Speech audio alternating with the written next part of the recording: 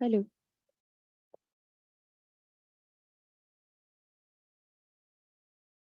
Hello. Hello. Hello.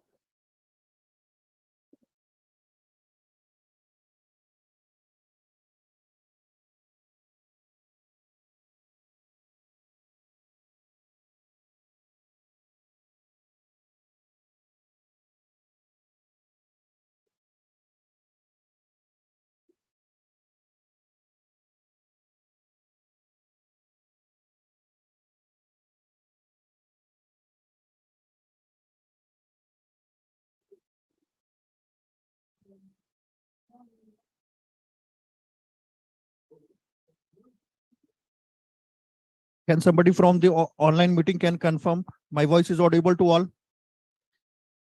Yes, you guys can reply via chat also.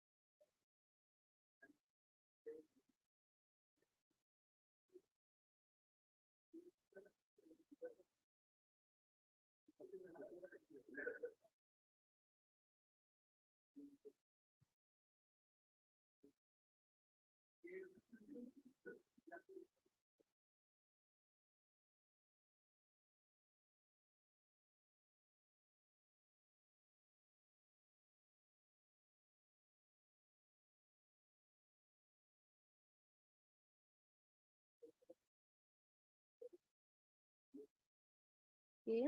Good morning, everyone. I, Akanksha Chaturvedi, on the behalf of Anand-ICE Jaipur, India, would like to extend my uh, heartfelt gratitude and appreciation to you all to be a significant part of this first annual conference in memory of Vsevolod Sementsov, philosophical Sanskrit text, problems of reading and interpretation, from November 22 to November 28, 2022. It is jointly organized by the Anand International College of Engineering, India, the People's Friendship University of Russia, and the Scientific Laboratory Center for the Study of Philosophy and Culture of India, Purushottama. The organizing committee of the conference is pleased to invite Russian and foreign scientists to present the result of their research in the field of the classical Indian philosophy and related fields like Sanskritology and literary criticism. The goal of the organizer is to bring together all specialists working in various areas of research in the Indian intellectual tradition to create a permanent online and offline platform for exchange of scientific experiences and to form new areas of research in this area. The conference is dedicated to the memory of the Russian Indologist Vsevolod Sementsov, one of the leading Russian experts in the field of classical Indian philosophy. Vsevolod was a teacher of Sanskrit to a number of prominent Russian Orientalists, specialists in the field of Indian philosophy. To commence this gracious occasion, we all need the Almighty blessings to hold our intellectual thoughts and make this event a successful event. It's our holy tradition to worship our goddess Saraswati before any important event. Saraswati is the Hindu goddess of knowledge, music, art, speech, wisdom, and learning. She is the one of three Devis, along with the goddess Lakshmi and Parvati. Saraswati is a Sanskrit fusion word of Saras, meaning pooling water, but also sometimes translated as speech. Vati, meaning she who possesses, originally associated with the river or rivers known as Saraswati. This combination therefore means she who has ponds, lakes, and pooling water, or occasionally she who possesses speech. It is a composite word of Sarsu plus Vati, which means one with plenty of water. The earliest known mention of Saraswati as a goddess is in the Rig Veda. She has remained significant as a goddess from the Vedic period through the modern period of Hindu tradition. She is generally shown to have four arms, holding a book, a rosary, a water pot, and a musical instrument called veena. Each of these items have a symbolic meaning in Hinduism. To keep this auspicious feeling alive, I request our Miss Ruzana and Professor Praveen Agrawal sir for lighting the lamp in front of Ma Saraswati. Please.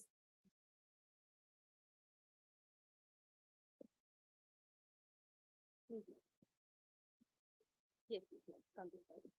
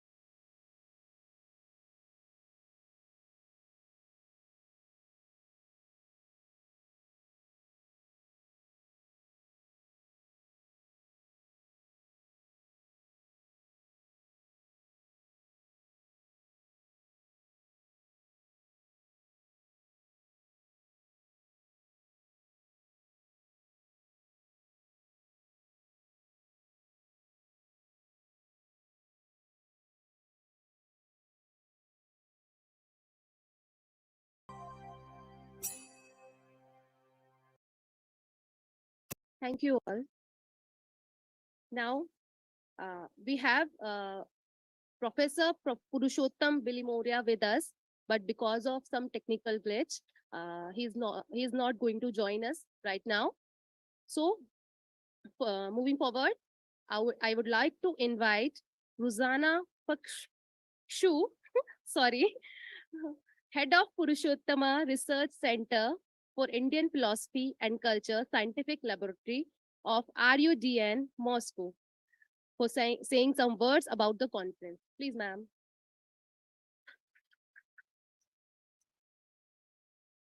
Thank you. Thank you very much. And first of all, I want to express our deep gratitude to organizers of this conference, to Anand College and to Professor Praveen Agarwal, who made so gigantic work for organizing this unique conference. And I want to mention that it is the first international event of our Center of Investigation of Philosophy and Culture of India, Purushottama, and we are very glad that it is held in India, in Jaipur, town, the city, and we hope that it is a very fruitful initiation, beginning of some so series of such an Recording in event. progress. And our center is, as I mentioned, dedicated to Indian culture and philosophy, and most of members of our delegation dedicated a whole of life to study Indian culture, Sanskrit language, Hindi language, and so very deep investigation. So I can say that every member of our delegation, in a sense, is an Indian already. So we return to our homeland, and we are very glad to see you and to share with you our experience of this returning to homeland. And of course, Vsevolod Sementsov, why we mentioned or we dedicated this conference to his memory. He is, in my opinion, the most eminent philosophers and scholars of Soviet period. And he opens of scientific investigation, exploration of Bhagavad Gita, and even Indian colleagues called him Bhagavad Gita man. So he knows Sanskrit in such a level that Pandits sometimes took advice or consultation with him in some places in Bhagavad Gita. And another reason why he's why we dedicated our conference, because he also initiated a very interesting, very creative exploration of Vishishtadvaita Vedanta philosophy, and it is now one of the popular trend in Russian science. And even our member in our delegation is a member of, or follower of this tradition in Russia, we can say so. So I thank you so much, and I hope that we will chance a possibility to take a revenge. So you come to Moscow, and we also open with probably red carpet, but I don't promise. But I think that we should rotation. There must be a rotation. Thank you very much, and I return you.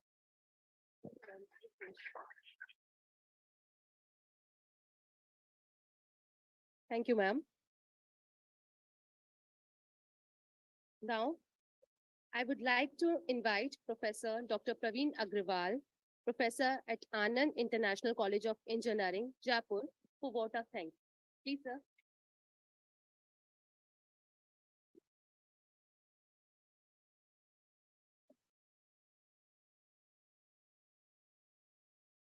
Thank you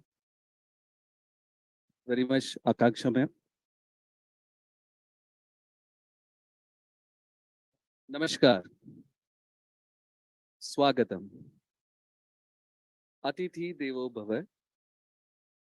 As I already mentioned that in Indian tradition, when a guest is came to our home or our places, then we consider guest like a god.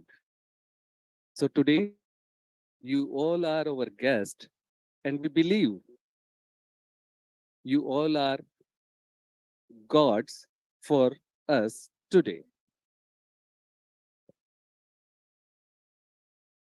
Anarambhastu karyanam prathamam buddhi lakshanam arabadasyatana gamanam dvitiyam buddhi lakshanam. The meaning of this shlok is not starting task is the first characteristic of intelligence. Once started, bringing task to completion is the second characteristic of intelligence. अर्थात कार्य शुरू न करना बुद्धि का पहला लक्षण है, शुरू किए हुए कार्य को समाप्त करना बुद्धि का दूसरा लक्षण है. I quoted this shlok at here because today's event is directly or indirectly correlated with this shlok. Me and Professor Ruzana, we have planned this conference, I think, more than 6 months ago. We have discussed so many things. We are facing so many hurdles. And then, as I mentioned, first characteristic, not starting task, the first characteristics of intelligence means we also stuck sometimes. We are not going to organize this conference due to the facing many kind of hurdles. Then after that, we planned and execute this conference is today the result of the second characteristic of the intelligence is one started bringing tasks to completion. So this is the result of today's conference. Warm greeting for the day and welcome to Honorable Chief Guest of the inaugural ceremony of the first annual international conference in memory of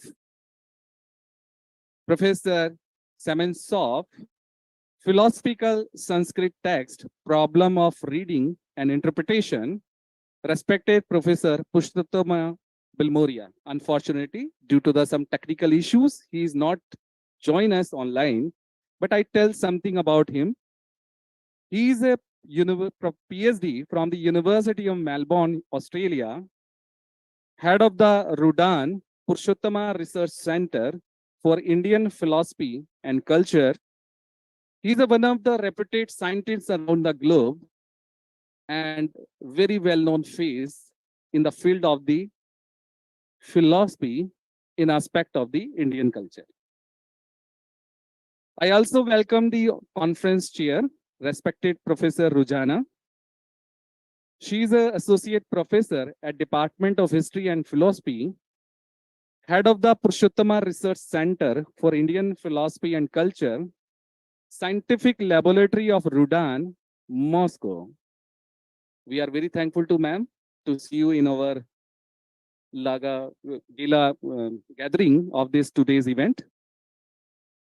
Honorable Vice Chairperson of Anand-ICE, Ms. Monica Mittal Agarwal. Unfortunately, due to her busy schedule, she is not join us. Principal, Anand-ICE.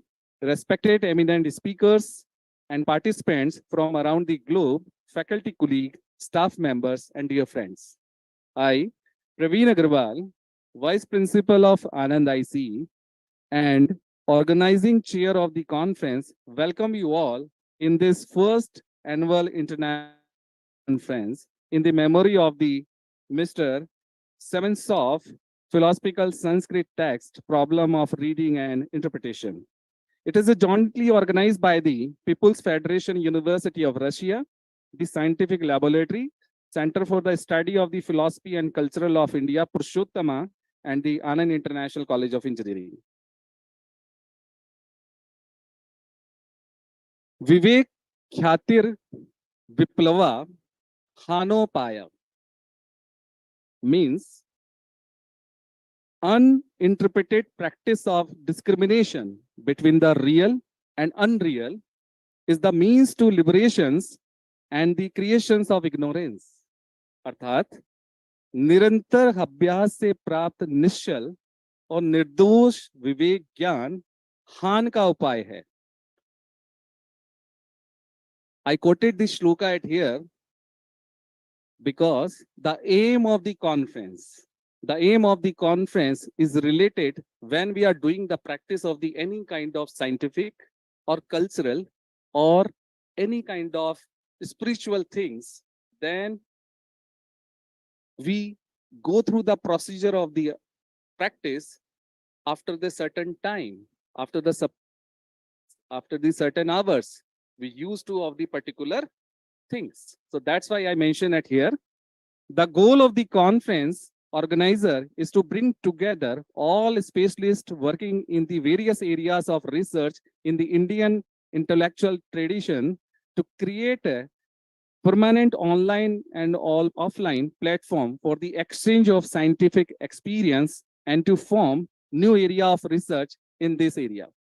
Thus, participants in the conference may be of interested to philosophers, historical developments, literature, cultural, religions, and other areas of the Indian cultures. Sarv Paravansham Dukham, Sarv Matam Vasham Sukham, Etad Vidyatam Samasen Lakshanam Sukh Dukhyo, meaning everything that is in other control is painful. All that is in self-control is happiness. This is the definition of the happiness and pain in short. अर्थात जो सब अन्यों के वश में होता है, यानी दूसरों के वश में होता है, वह दुख होता है. जो सब अपने वश में होता है, यही संक्षेप में सुख और दुख का लक्षण है. I quoted this shloka at here because before the 3 days, the conference contract is finalized on 18th of November. Now the contract is come in my hand. Okay. And then we make all the things with the help of my team members in today's way. So that's why I mentioned this shloka at here. When the things comes to my hand, I become happy. When the things is not in my hand, I'm not having to do anything. So that's why I mentioned the shloka at here. I am thankful to the management of Anand-ICE, India, and the People's Federation University of Russia, the Scientific Laboratory, Center for the Study of Philosophy and the Culture of India, Purushottama, for providing all the necessary support to organizing this event. I am also thankful to all the organizing committee members and the session moderators and the numerous volunteers and eminent speakers. Without this conference would not have set another new record number of presentations and participants. In last, I am very thankful to the Professor Rujana Pasku for her kind support. Without her support, this conference has been not possible. The goal of the conference is to bring together a diverse group to share the new ideas, to explore innovative works, and started the collaborations in the many areas of the Indian culture, philosophical aspect, and as well as scientific development.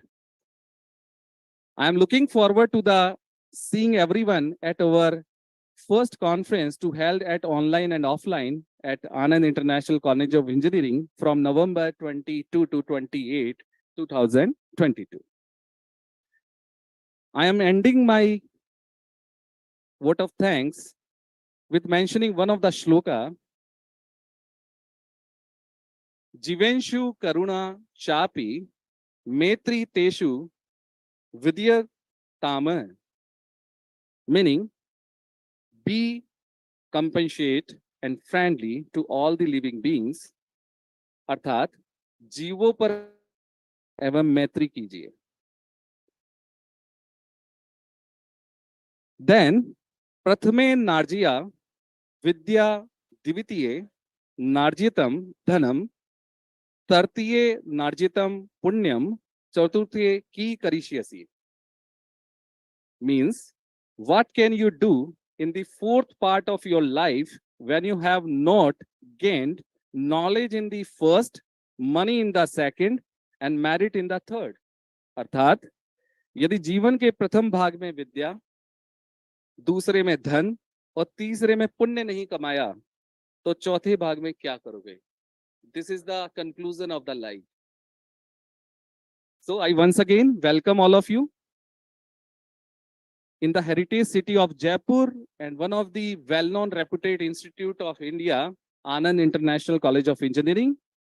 I offer my heartfelt gratitude to everyone. Those are joining in conference and supporting the conference as a technical team. Here I mention the some of the name. Those are doing the very hard work from few days to completing this task very successfully.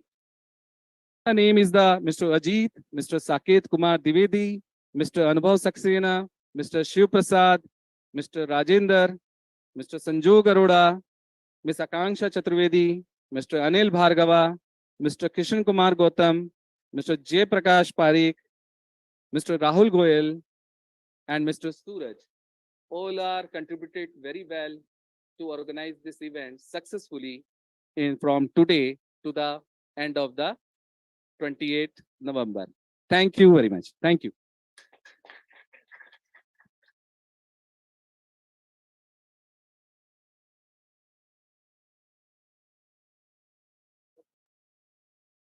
So sorry, we have a 2 days flight.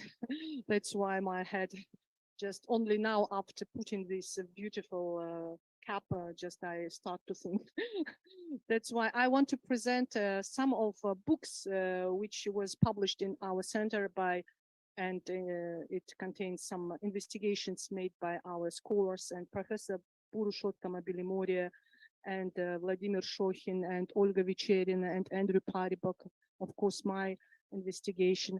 And we want, there is most of publication in Russian, but there are some publication in English, and I hope you will take advantage of it. It's 2 volumes, Indian philosophy, selected articles and selected translations from Sanskrit and Tamil language. And there is a Vishishtadvaita Vedanta, so texts translated from Sanskrit. So original, it was in Sanskrit, and so we translated here some of text. For example, Chatuk Shloki of Yamunacharya, it's devotion to goddess of Lakshmi god. And some text devoted to Vishnu Narayana, so Gadyatrayam. So I think it will be interesting. And it's the first investigation made by me in 10 or 15 years ago, also contained some Sanskrit translation. So it's only a small part of our, so fruits of our investigation. And when you come to Moscow, you should take a very big, case, because other way you will, you will return to India with more, so presents and more books. Thank you very much, and I hope. Okay. On behalf of the institute, I took all the books from the Professor RUDN.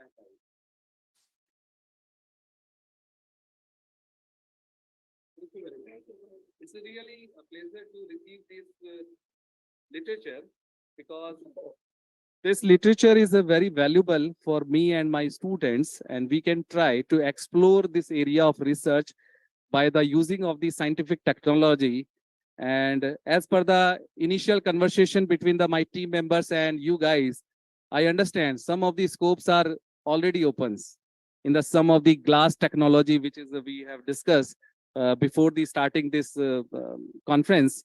So I hope in the coming 3 days we are discussing so many things, and then we hope that so many opportunities to develop the scientific technology and cultural exchange and philosophical aspect. We developed so many things in the coming 3 days. Thank you very much. Thank you, sir. Thank you, ma'am. Now, moving forward, I would like to invite Ms. Lola Sementsova from Purushottama Research Center for Indian Philosophy, RUDN University, Russia, to present the report of the conference.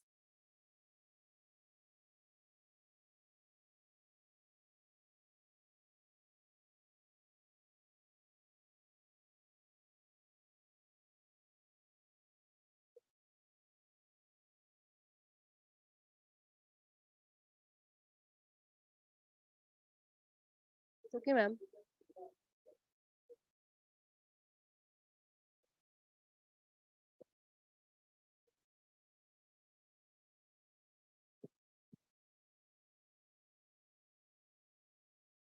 Namaste, everyone. Namaste. Hello, my name is Lola Sementsova. And yes, I'm very grateful and happy to be here today. And this conference is especially meaningful for me because the figure of my father is a really mystical figure for myself, since he died when I was just 1 year old. So I'm not hopefully the most related witness of his life, but anyway, I decided to collect some photographs and share some stories from about him as a life person, not just scientist. So what I could reconstruct that conscious and deep, very sincere, sometimes even naive personality, sometimes really humble, other times very critical and stubborn. Here. And he was anyway. No, can I?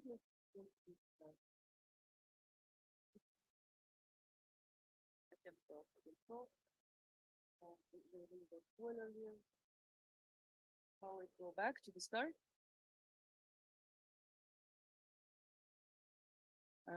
Okay. No, to the start first. But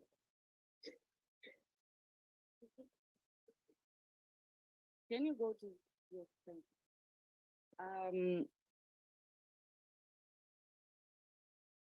Yeah. So I was saying that. Anyway, fine. So I just scroll. Yeah.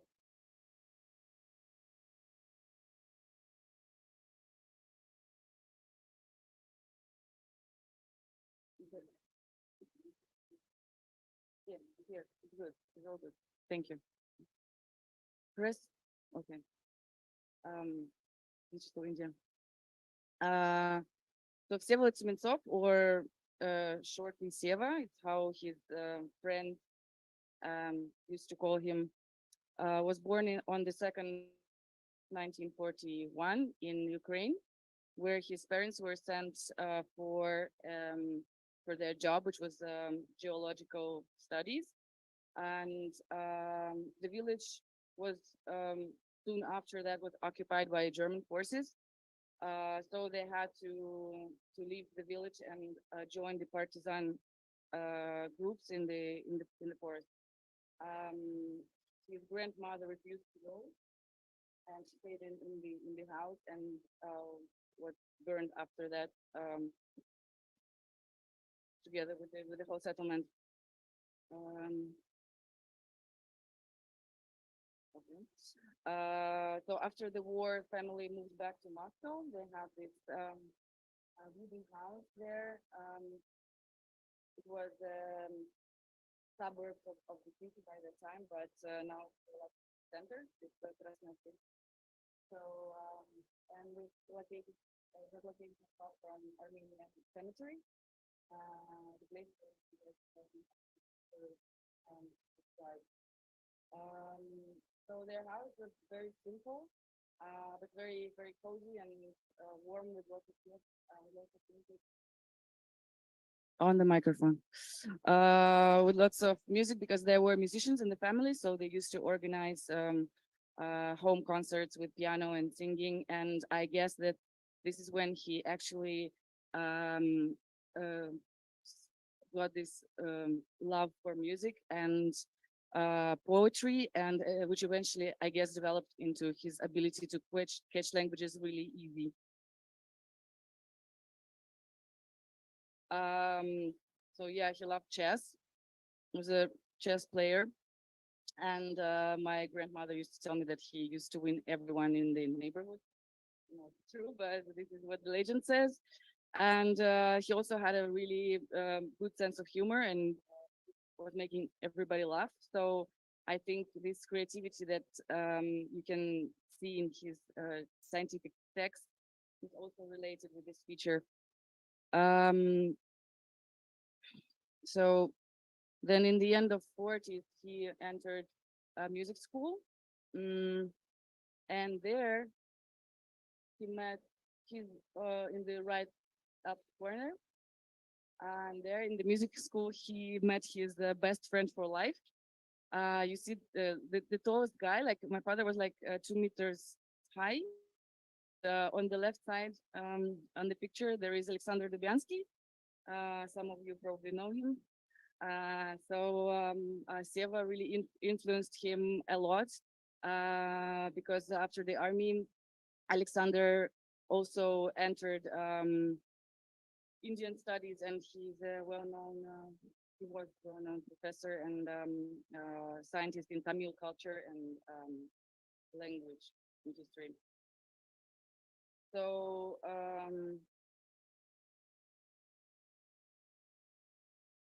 yeah, this is them traveling to Siligere Lake. And the picture on the right was made in 2018 when I met Alexander Dubansky in Leonardo, and we had a little trip together.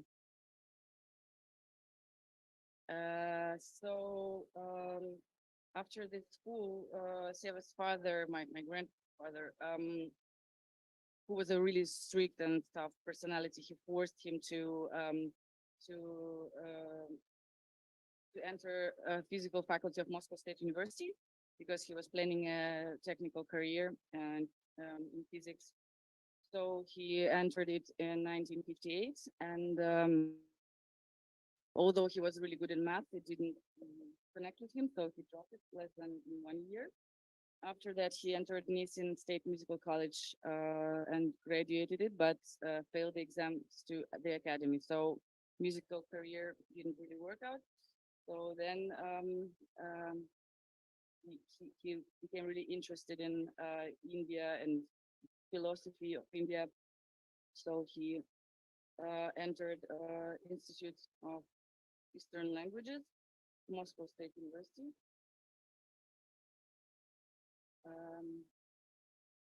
Yeah, I mean, I wanted to share all these photographs because there's only one or two in the internet, and I thought these images give like a broader impression, broader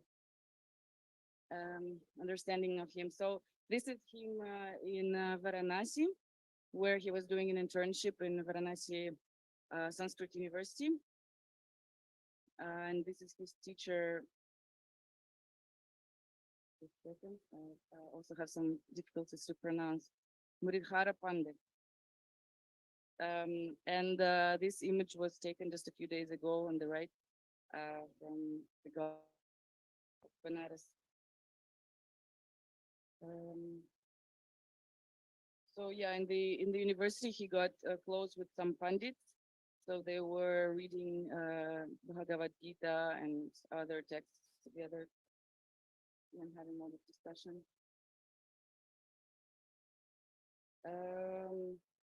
So Seva was highly dedicated to everything he was interested in, and together with strict discipline and the sincere love to the knowledge, he could really get into the essence of things. He was studying a new language every time he wanted to read some text because he only accepted the original. So his friend calculated that he knew from 13 to 15 languages, including ancient ones such as Sanskrit, Pali, Old Yang, it's an old Chinese language, Hebrew, Greek, Latin, of course, Hindi, main European languages such as English, French, Spanish, Italian, Polish. And in the last years, he also studied Old Slavic language. The funny thing that he always tried to even write with the tool that was used in a certain tradition. So even creating some kind of sticks for the languages that were so old and you can get it in the shop, certain pen. So I guess this feature, together with his curiosity and yeah, this ability of deep understanding of the essence of things, it let him create this, I guess, revolutionary approach to Vedas, Brahmanas, and Upanishads, and discover this formula of Ya Evam Veda, which became a key to understanding of this text. As I can see it, since I'm not an Indologist. Yeah, he was married 3 times, and he really wanted to have kids. So this is me and him. It's one of these little times that we actually seen each other. Yeah, like after we were born, me and my brother, soon after that he got really ill. He still managed to visit some conference of Buddhist conference that was the first one in Soviet Union on the Lake Baikal. Passed away like a half year after that. That's it. And I just wanted to add that last year, his script was finally published after 30 years, being kept in the like a storage publishing house, and with the help of Rosanna, with a huge effort, and really for me it was very special and very meaningful thing that finally his book was published, and it's now available for students, for researchers, and everybody who's interested in Bhagavad Gita. So it's his translation of the comments to Ramanuji of Bhagavad Gita. So yeah, my sincere gratitude for Rosanna and Purushottama Center, and for all of you that made this event possible today. And I really appreciate that the memory of my father remains alive. Yeah, so thank you.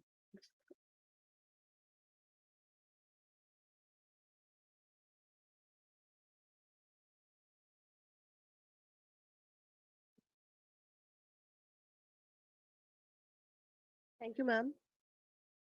So now we are going to take a small tea break before moving forward the next sessions. Thank you all.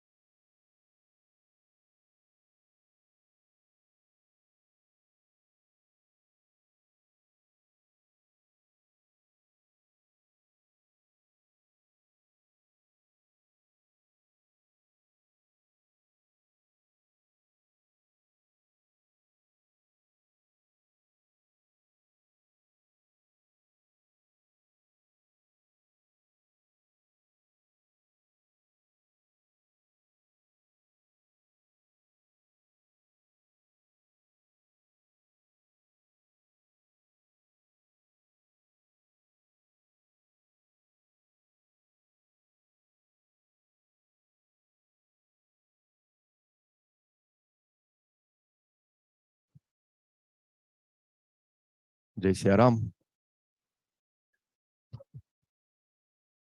ये है अच्छा।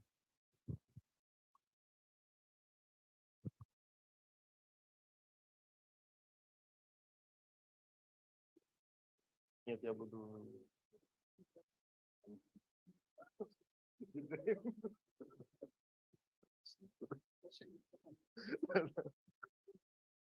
просто помимо своих научных интересов, что занимаюсь перформансом, я делаю рамбилу. Это представление на тему это ромая, да.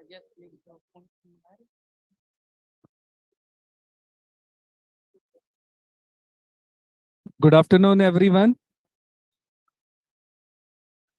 After the tea break, now we are going to start our next session, and I invited the moderator of this session, Professor Maxim.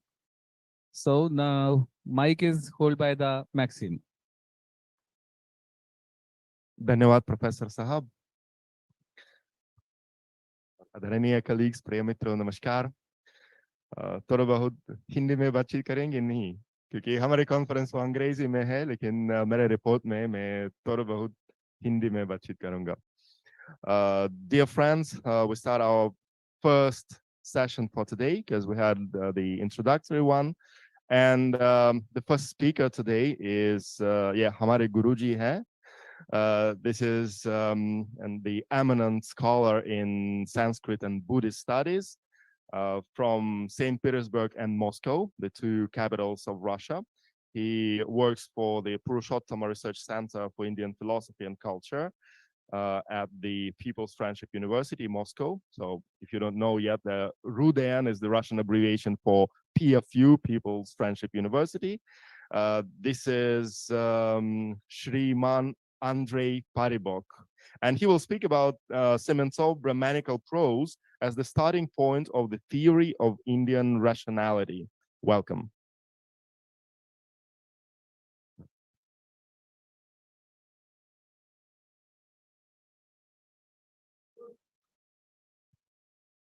दूसरा microphone नहीं? Thank you. First, I am really fascinated by this first visit to Jaipur, to Rajasthan, and take the opportunity to express my extreme gratitude for the unparalleled hospitality of my Indian colleagues. Thank you. Well, Avatuna Saraswati Atharabhyatam. First, I'll speak in English, then I perhaps more briefly in Russian, not to be boring for the Indian side. So, although the Sementsov poetical translation of Bhagavad Gita is more widely known, his masterpiece, I think, is his work, The Problems of the Interpretation of the Brahmanical Prose.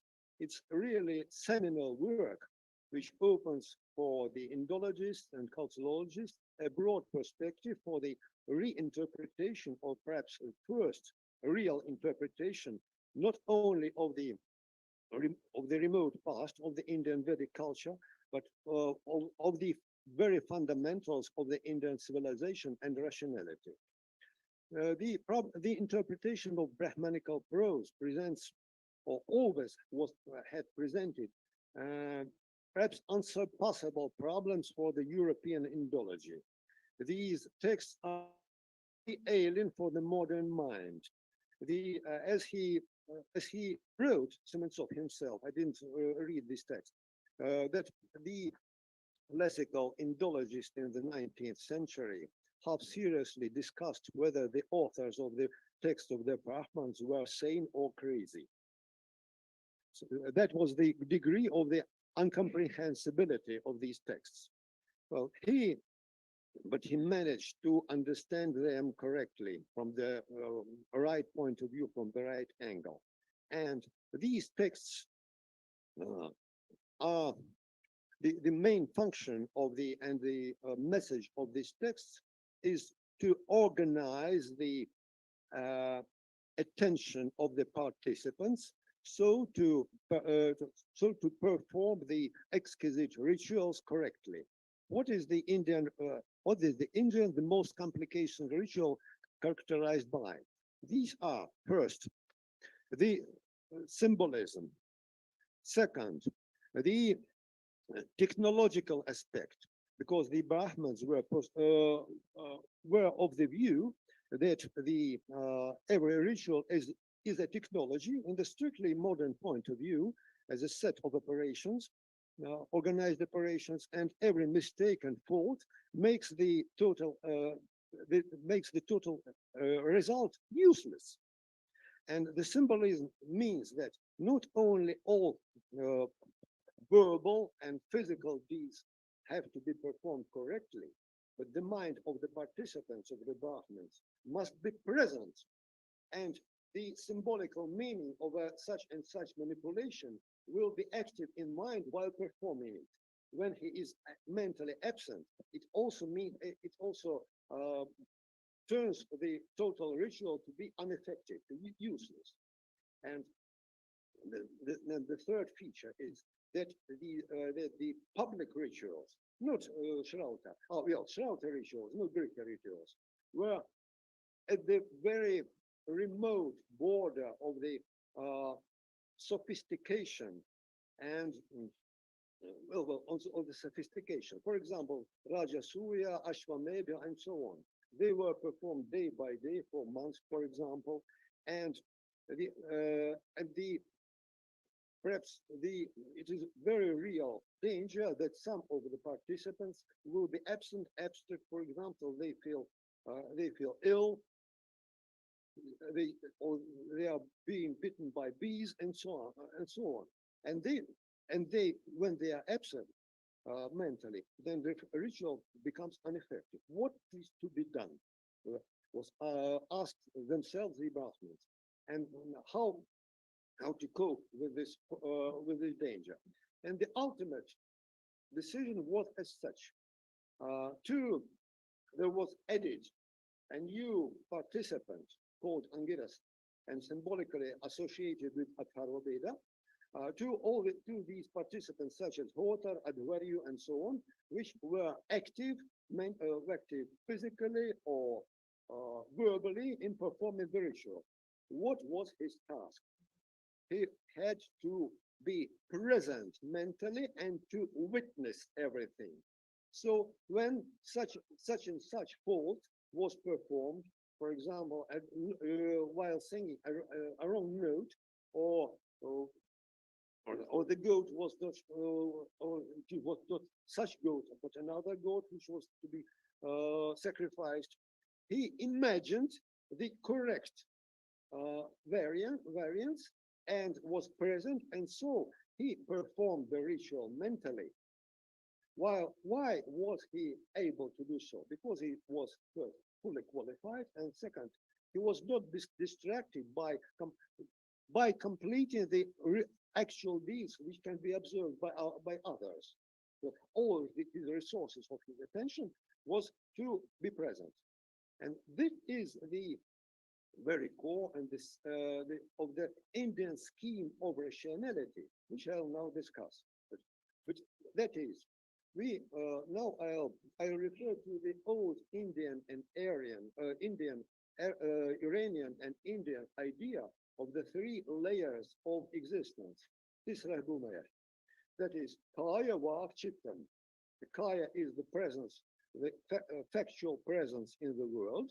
Vak is certainly this ontologically understood speech. For example, the gesture is also speech, ontologically speaking, from the ontological point of view. And mind is my being, one's being only for oneself, the clearness of the picture in the mind. So these are three layers, but these three layers are organized differently. For example, the swiftest is mind, the lowest is the swiftest is the mind, then comes the Vak, and then the slowest is the body. We can imagine something. In a moment, we have to, for example, 2 minutes to speak about it, and we have 2 hours to perform it. And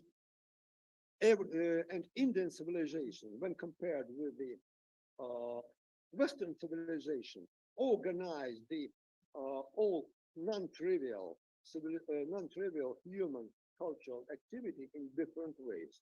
Generally speaking, it's not now Sementsov theory, but I have to mention it in a pair of words. There are 4 and only 4 variances of the civilizational rationality. One is the Indian one, then the Western, and and also there is the Arabian one and the Chinese one. They are only 4, and they are equally valuable, different, and also mutually scarcely comprehensible. Well, what was the Indian decision, or which was the fundamental of the Indian rationality? It is that we have the trained mind and mind as attention, as a clear picture between my mental eyes, which witnesses as mental actions, so verbal actions. The first is in Indian, in Sanskrit, can be called chittam or buddhi.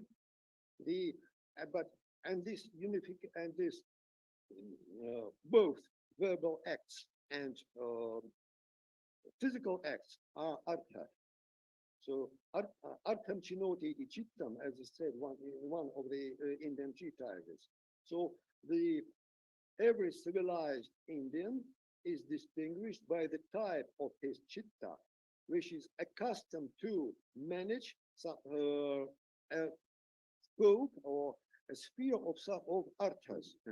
For the most in the traditional India, the most exquisite and the most developed chitta was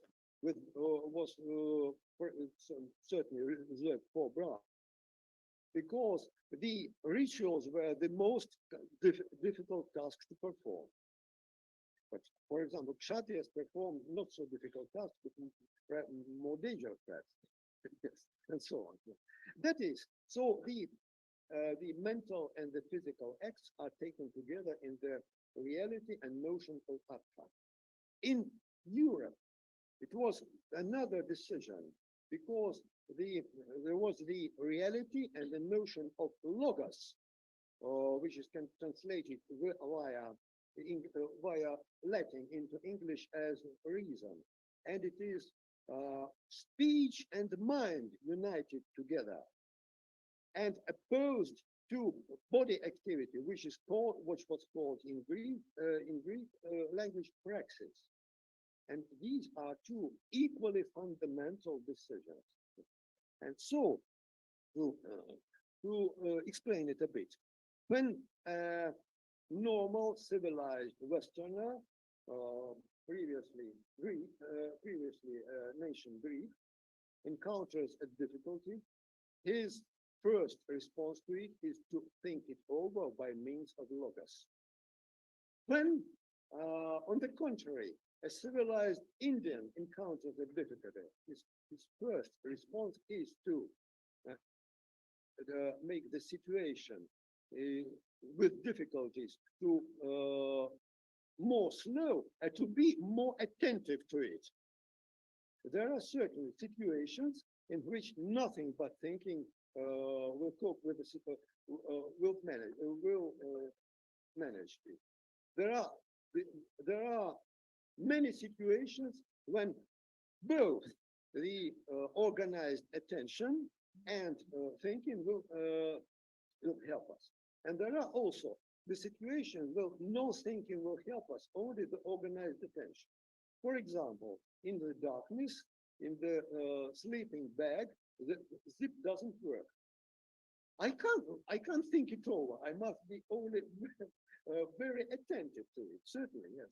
But if we have a mathematical problem, certainly we have to think that then the Europeans were always had always a trend to think everything which can be thought of. The Indians, no, they have the trend to think problems which can be solved only by thinking, but not but I want to add by attentive thinking. Yes. So, and these two mutually and equal decisions can have consequences in every developed side or aspect of both cultures. For example, in the Indian art and the Indian poetry, I mentioned the exquisite, sophisticated Sanskrit poetry or the such dances as Bharatanatyam, for example, there is the every moment of the artistic presentation is extremely difficult, extremely elaborated and sophisticated. And then it's after one example, one unit, there comes another unit. Because, and it is more, why is it so? It is modeled according to the ritual. Because while performing ritual, first we do something, and then on the then we must understand what does it mean. The factual side, the artha, and then the side of the body of the. So it is in, for example, in Bharatanatyam dance. First, we must be attentive to all poses, to the mudras, to the fingers, and so on, all the dances. And then we must factually not miss it. And then we must understand what does it mean, what does it convey. It is not the case with the European ballet, for example. Or another example, in the Indian classical poetry, I mean, Kavya, for example, Mahakavya, I can mention, or another occasion, perhaps I can discuss some the first treatise of Ritu Sanhara or Meghaduta. There is one rather difficult vritti for the strophic unit of the poetry, which usually was accompanied twice. First, to make the audience be acquainted of. Second, to make the audience understand the quality of it. It is not the case also with the European poetry. And in general, such exquisite, such poetry as we confounded, or as we find in Sanskrit, have no parallel in Europe. I think I do not emulate the European poetry, but the Sanskrit classical poetry, the poetry in the second degree, for example. Because if we read first the first verse, for example, of Kumarila's Vimasa Shloka Vartika, for Europeans, it is also poetry. I'll quote it. Guru Netva Shishya Padmini Shishyadhi Padmini Ravin. Because I bow to the gurus who are the sun for the minds of the lotuses of his pupils, but it is for Russians or for Germans or for Frenchmen, it is a complete poetry. But Kumarila was no poet at all. He was philosopher, and it is half poetry from the Indians.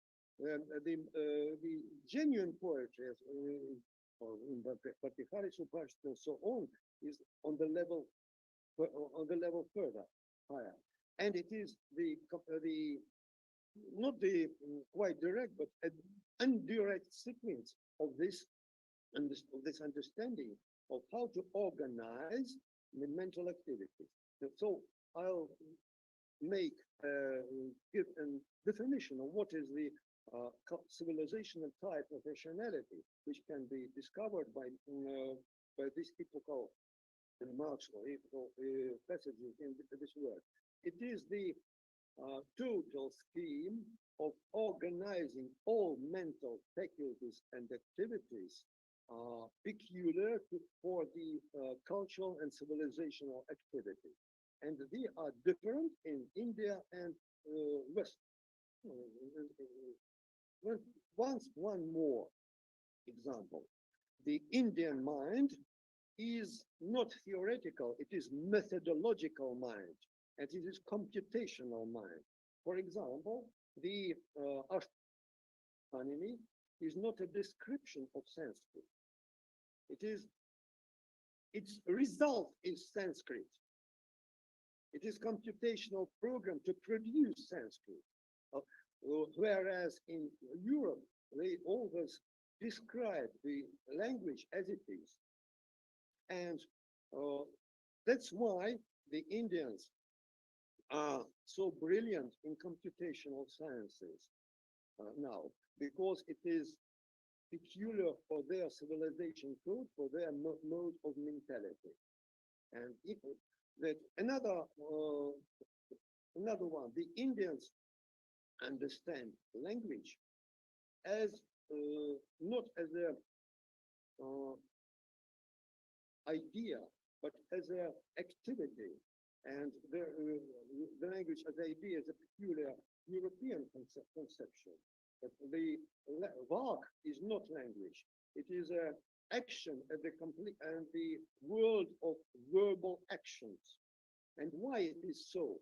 Because in ritual, the use of words is as action, physical action. And this, so to conclude, this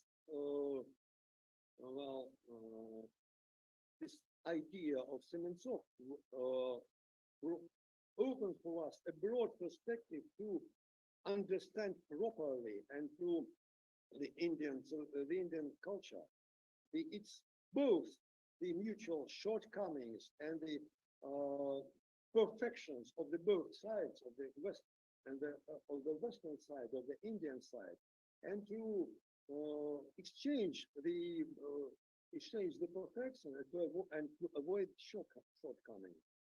And I think this idea is not present in many Western work, which or ontological works, which in all other aspects can be esteemed as very valuable, but it is a bit self-centered, because it is very difficult and defying to understand the comparable by its complexity and by its crudeness, by culture, not our own, from within, and to express it in our case in the Russian language as or in English as I presented.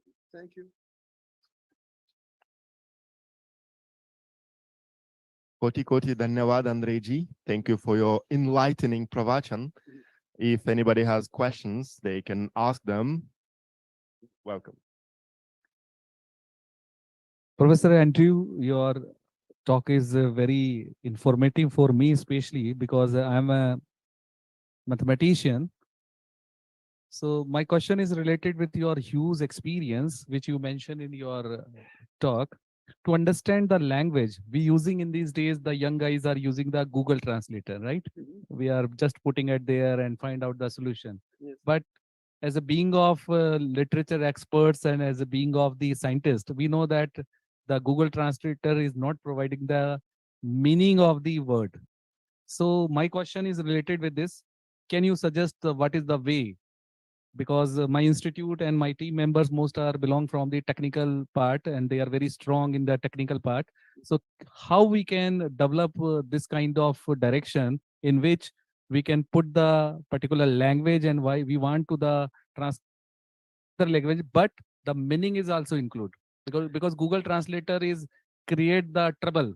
It's Yes. not giving the meaningful. It is giving the just translation. Yes. Is it possible, or it is how it is possible? First, it is, I knew this secret perhaps a fortnight ago, but the Google translates, for example, from Hindi or from Persian into Russian and in the opposite direction via English.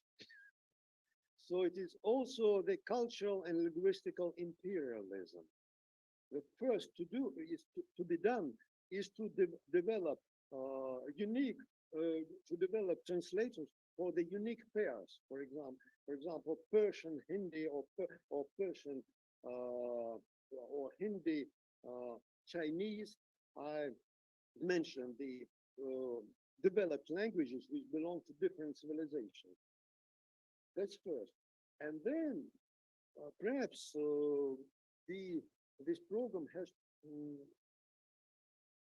is to be taught a bit humility and to mention this is not this is not translatable by a program. It is to be, you have to consult somebody who understands, because the human and computational interface is indispensable.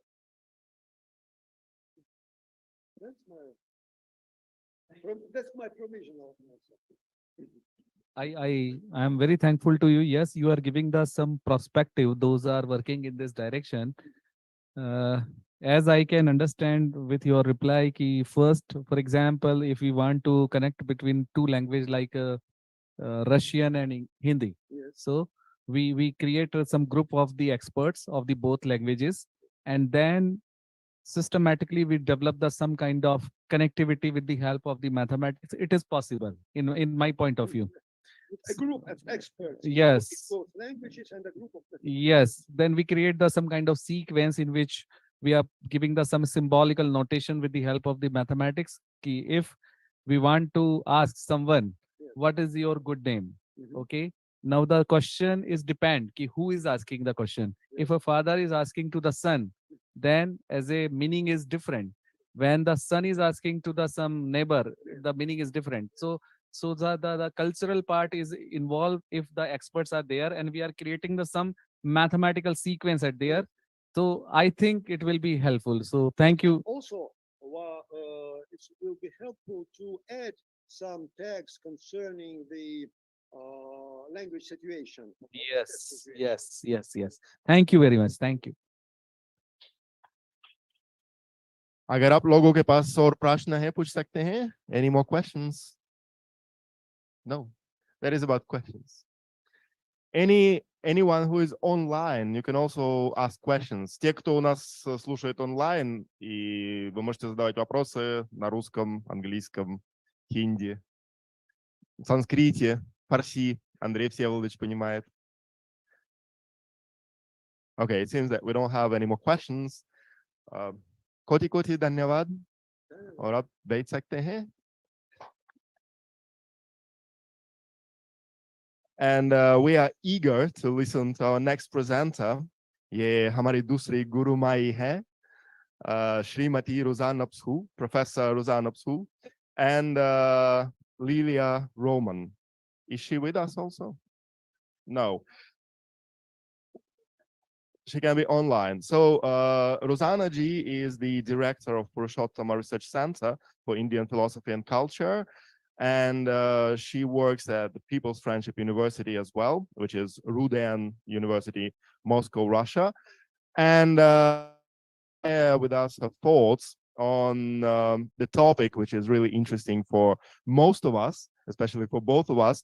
And it is on the thematization of time in Vishishtadvaita Vedanta. Thank you very much for such a presentation. So I will talk mostly in Russian. I'm so sorry, but I have no time to translate. But firstly, I give some abstract or some thesis just to my Indian colleagues will understand it, and I hope I will be able to translate it later. And if someone is interested, I will send it. But the lecture, the paper, mostly is addressed to my Russian colleagues. Okay.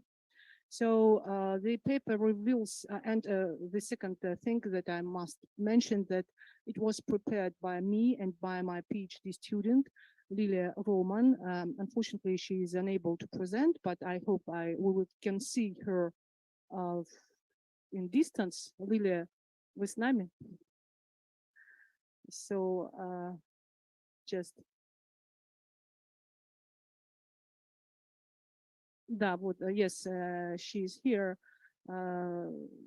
Yes, now, unfortunately, he has no possibility to talk because he has a problem in her throat. But so her part for this theme was equally, so it was prepared very, very deeply with me and with her. So the work reveals the understanding of the phenomenon of time, kala, in the Vishishtadvaita Vedanta, one of the most important philosophical system of medieval India. So the Vishishtadvaita system puts the question of time into the more fundamental problem of the relationship between the world and God, where time was considered in the broad context of the mundane Jagat. In Vishishtadvaita, the problem of relationship between God and the world is solved due to the central logical grammatical principle of this system, Samanadhikaranya, in the prism of which the problem of time gets its original solution.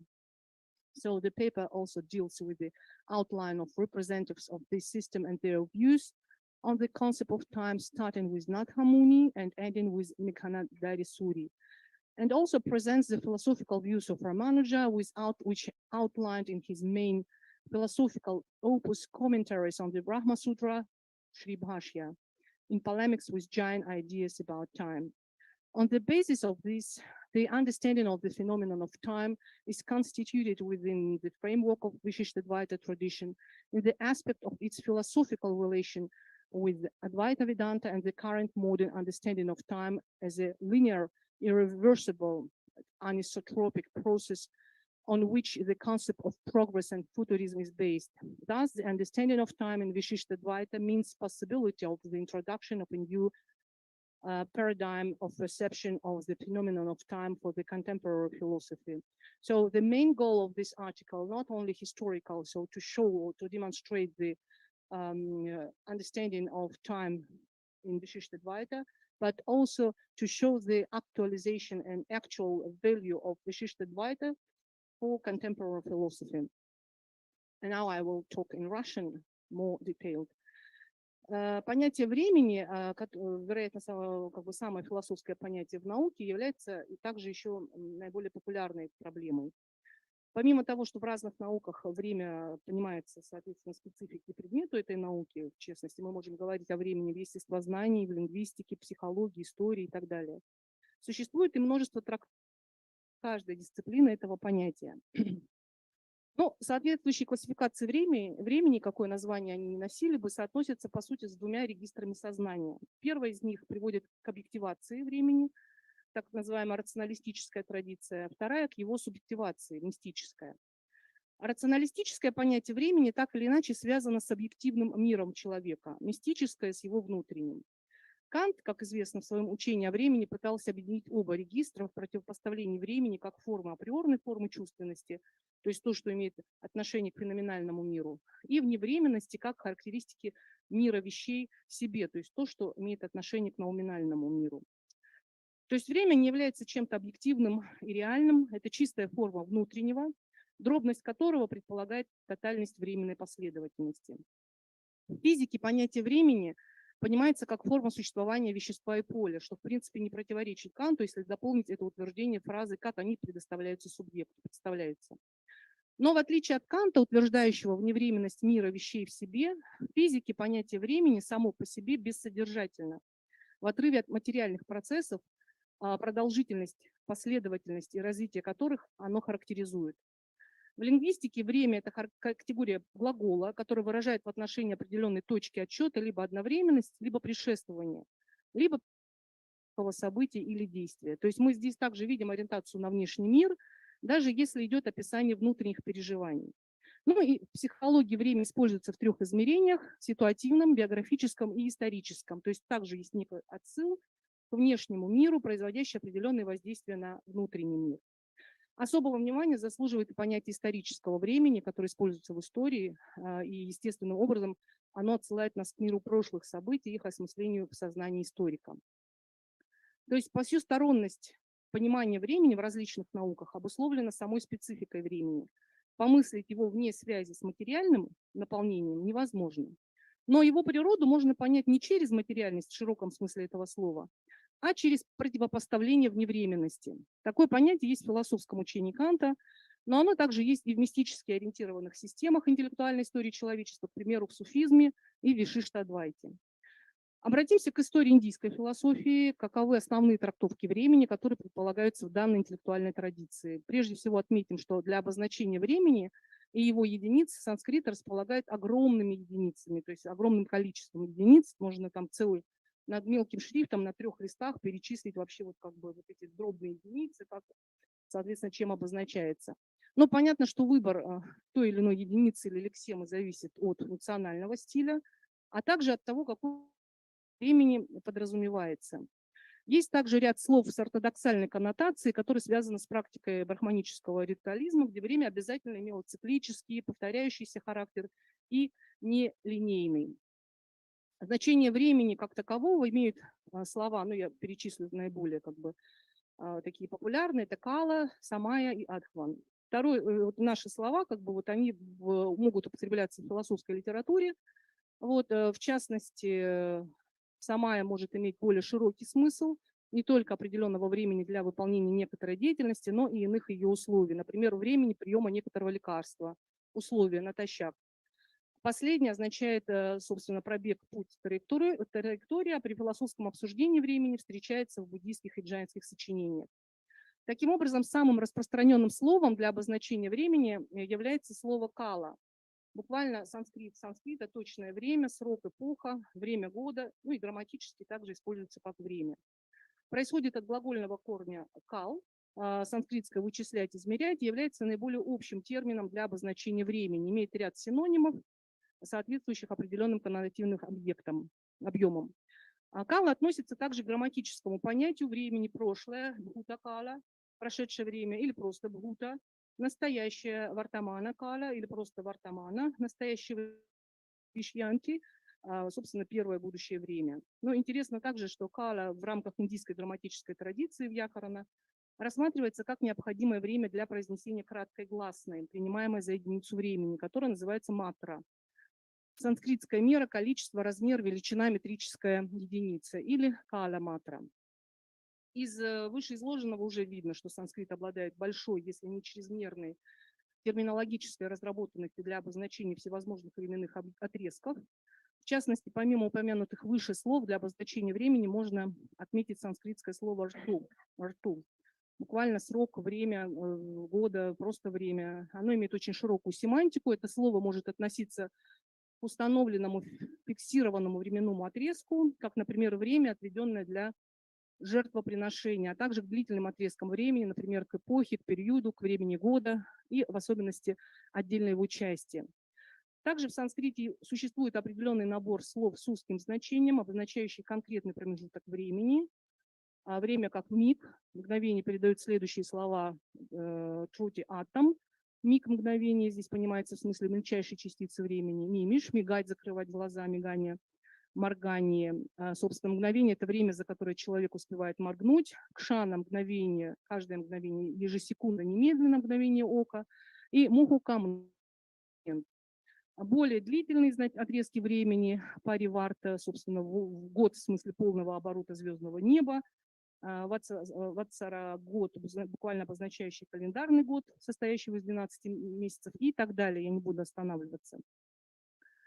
Философская этимология слова времени кала содержится в трактате о речи и слове Якопадия Бхартрихари, который говорит, что благодаря сходству форм деятельности времени с действиями водяного колеса, оно, время, приводящее в движение калаян все части калах, будучи всепроникающим, обретает имя время.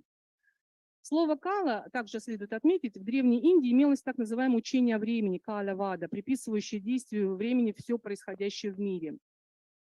Уподобляемое бесконечному безначальному потоку, увлекающему за собой все предметы, оно считалось причиной их изменчивости и тленности, силой, порождающей, а затем безжалостно пожирающей все во Вселенной. Собственно, концепция циклов, роком, судьбой, которая лишает смысла ритуальное благочестие ведийского человека. Но Васильков справедливо отмечает, что учение о циклическом времени Кала-вада – единственное направление среди многообразных направлений индийской мысли, которое не было исследовано должным образом традиционным критериям философского направления. Ряд исследований, в которых в той или иной степени затрагивается учение о времени, Щербацкой, Лысенко, Апаникар, ограничиваются исключительно философскими школами, в то время как, к примеру, эпические учения остаются вне их внимания. Хотя практически во всех книгах Махабхараты есть упоминание времени, в частности, можно отметить 12-ю книгу, которая содержит наибольшее количество упоминаний о времени. В то же самое время, бытующее в эпосе представление о времени, являющиеся отражением некого философского учения о времени, могут значительно, естественно, обогатить наше представление, как время понималось в индийской культуре. Эти представления чрезмерно оптимистичны. И вот, в частности, исследование Василькова показало, что разбросанные по всему корпусу Махабхараты красочные, часто устрашающие образы, четкие формулы описания времени, они глубоко укоренены в самой эпической традиции, будучи сущностью эпического мировоззрения. И исследователи выделяют две группы употребления слова «кала», а также словосочетаний, в которые оно входит: время как высший владыка Парамешвара, создающие миры, поддерживающие их существование, их уничтожающие; конкретное время, благоприятное или не очень для совершения определенного действия. Но наши исследователи Лысенко, Виктория Георгиевна, Васильков и Ярослав Владимирович полагают, что учение о времени, конечно, представляло собой скорее поэтическое выражение, обычный человек перед лицом внешних сил, такая философия героического фатализма. И это можно сравнить с тем, как в эпоху эллинизма обожествлялись понятия судьбы, рока, благосостояния, удачи, фатум, фортуна, салюс, когда человек жил в эпоху радикальных перемен и был не способен контролировать происходящее или планировать все ближайшее будущее, и, соответственно, возникали даже новые боги.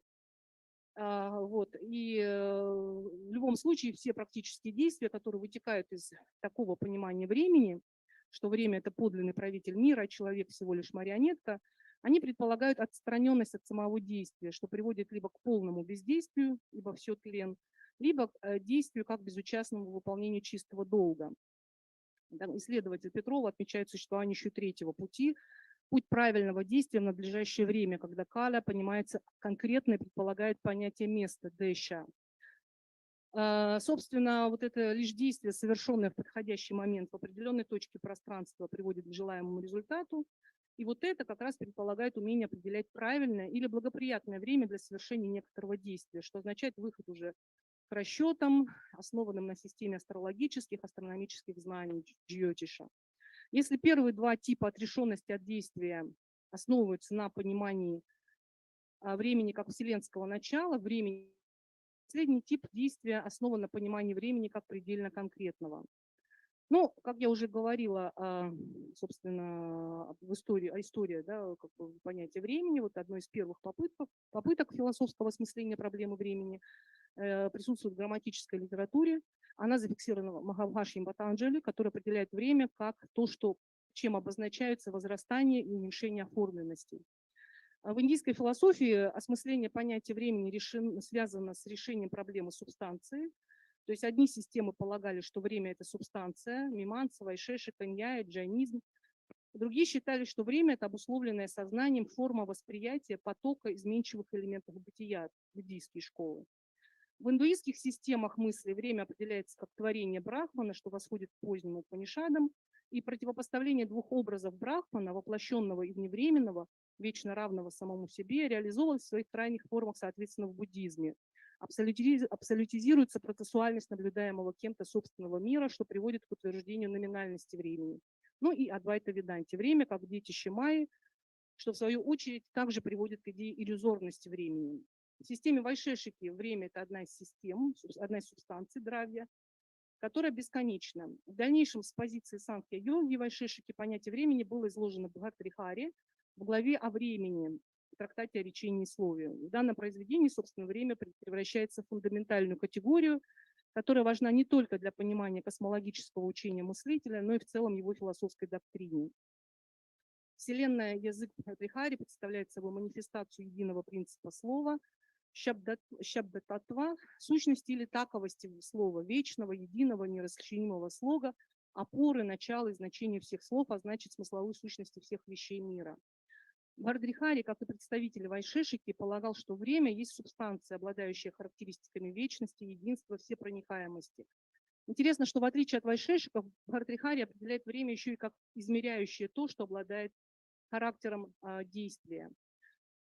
Перспективизм в Бхартрихаре, предполагающий возможность принимать различные точки зрения на один и тот же предмет, позволяет ему сочетать различные представления о времени, хотя большей частью он близок к школе Вайшешиков в понимании времени. Главное отличие в том, что если Вайшешика признает множественность субстанций, то Бхартрихари полагает, что субстанция единая и конечная реальность, представляемая во множестве разнообразных форм. В этом отношении Вишиштадвайта идет татарским путем, занимается к изложению которой мы и приступаем. Собственно, Вишиштадвайта, для тех, кто не знает, еще одна из важнейших философских систем средневековой Индии, в развитии которой огромный вклад внес философ и теолог рубежа XI-XII веков Рамануджа, и которая считается одной из наиболее важных направлений веданты наряду с Адвайта-ведантой. Проблема времени, как таковая, не ставилась в трудах Рамануджи, ни в трудах других более ранних представителей Вишиштадвайты. Сама философская доктрина Вишиштадвайты, она рассматривает вселенную одушевленных и неодушевленных сущностей телом, шарира, Бога, логически приводит к пониманию времени как принадлежащего к категории несознательных или одушевленных ачит сущностей. Время, по сути, представляет собой в этой системе модус Брахмана. Брахман творит мир со временем и уже во времени.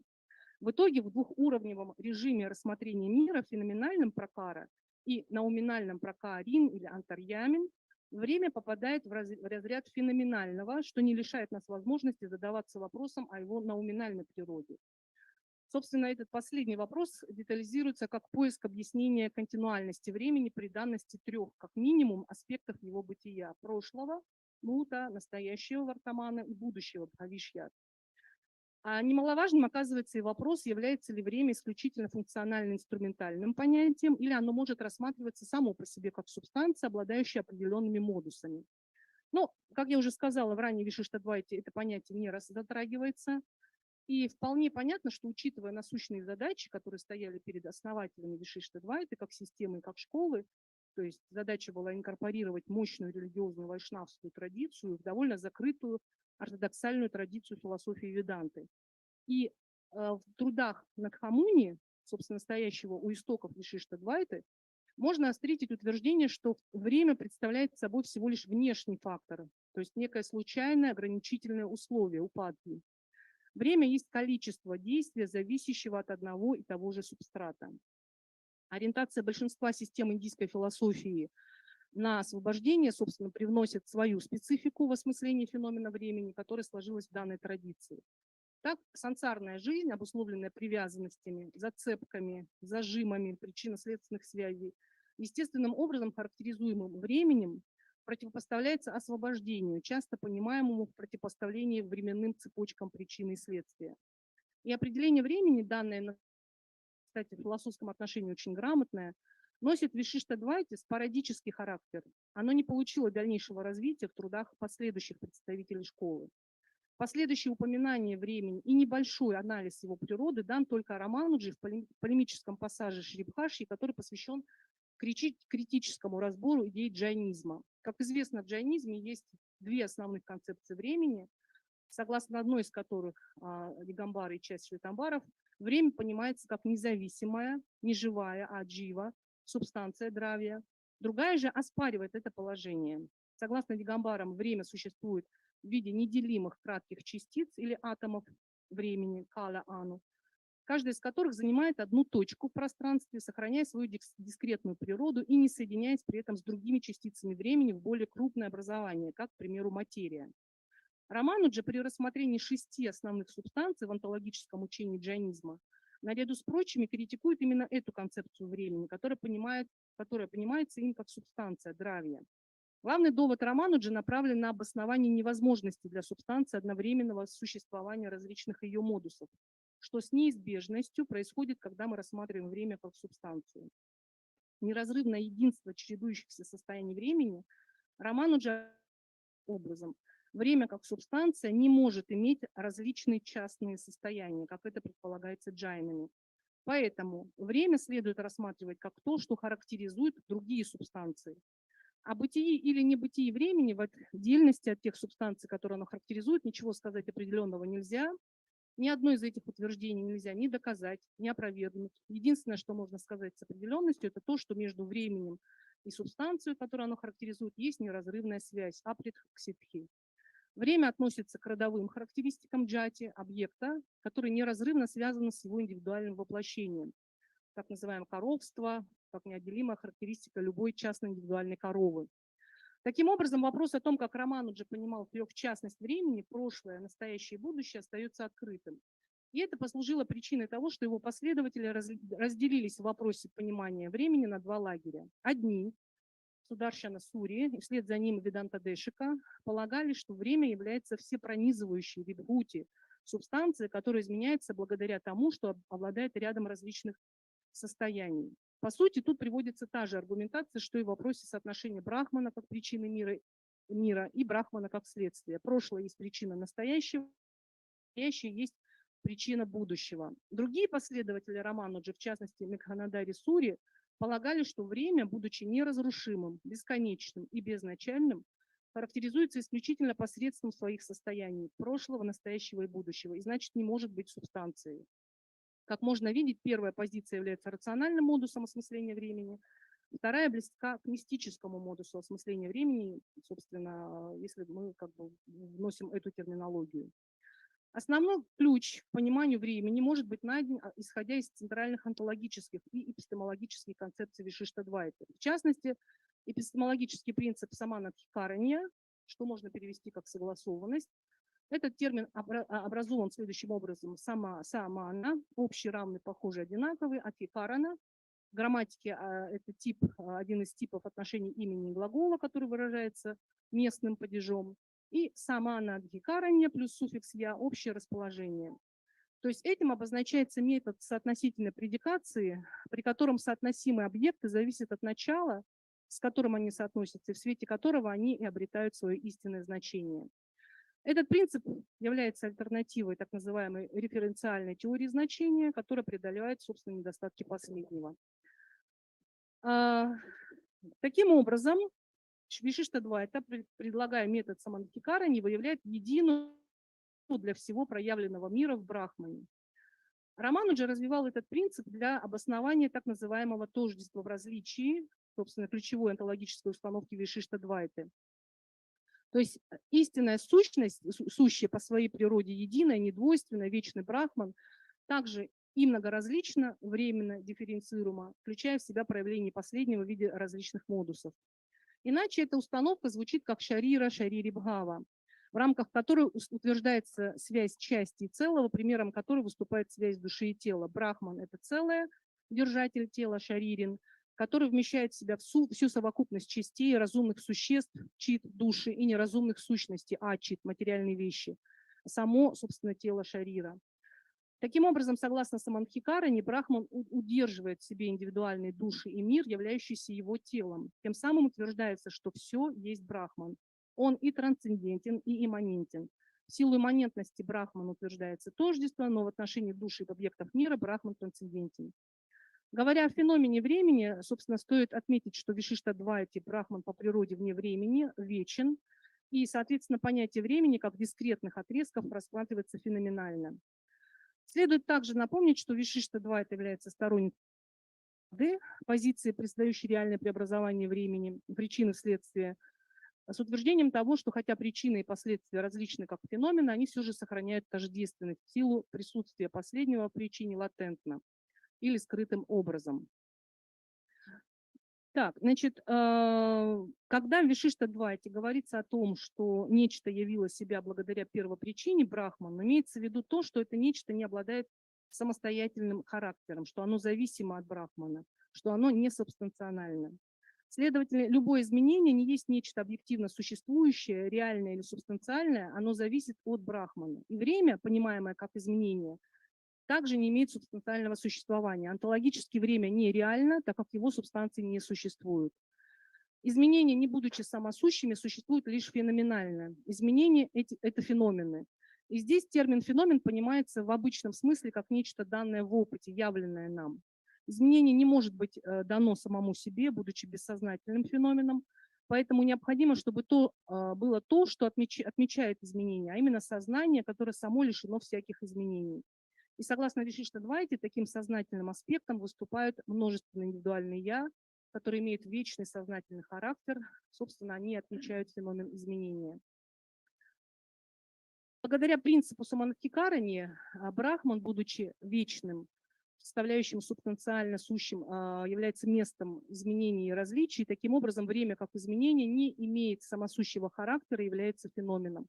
А эпистемологический принцип саманатхикарани, который обосновывает концепцию тождества в различии, позволяет нам вывести и утверждение об идентичности в изменении.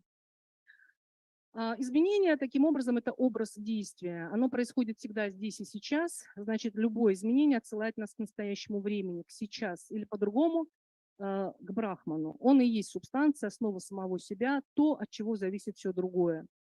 Это выражено санскритским термином адхара, опора, фундамент, основание, в силу того, что это вневременная и истинно сущая субстанция, можно сказать, что Брахман истинно есть, что полагает наличие есть сейчас.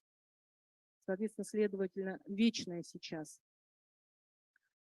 Ну, собственно говоря, мы можем сравнить это с европейской философией, но я думаю, что мы не будем на этом останавливаться. Собственно, мы отметим, что, несмотря на это, Вишиштадвайта, естественно, не редуцирует все стремления, желания, воления, действия, которые направлены на достижение целей, как не имеющие смысла. Как это делается в Адвайта-веданте. Вот. Такое обесценивание стремлений и действий преодолевается именно благодаря принципу саманатхикарани. Плюралистичность мира признается множественность индивидуальных душ, основой которых является Брахман.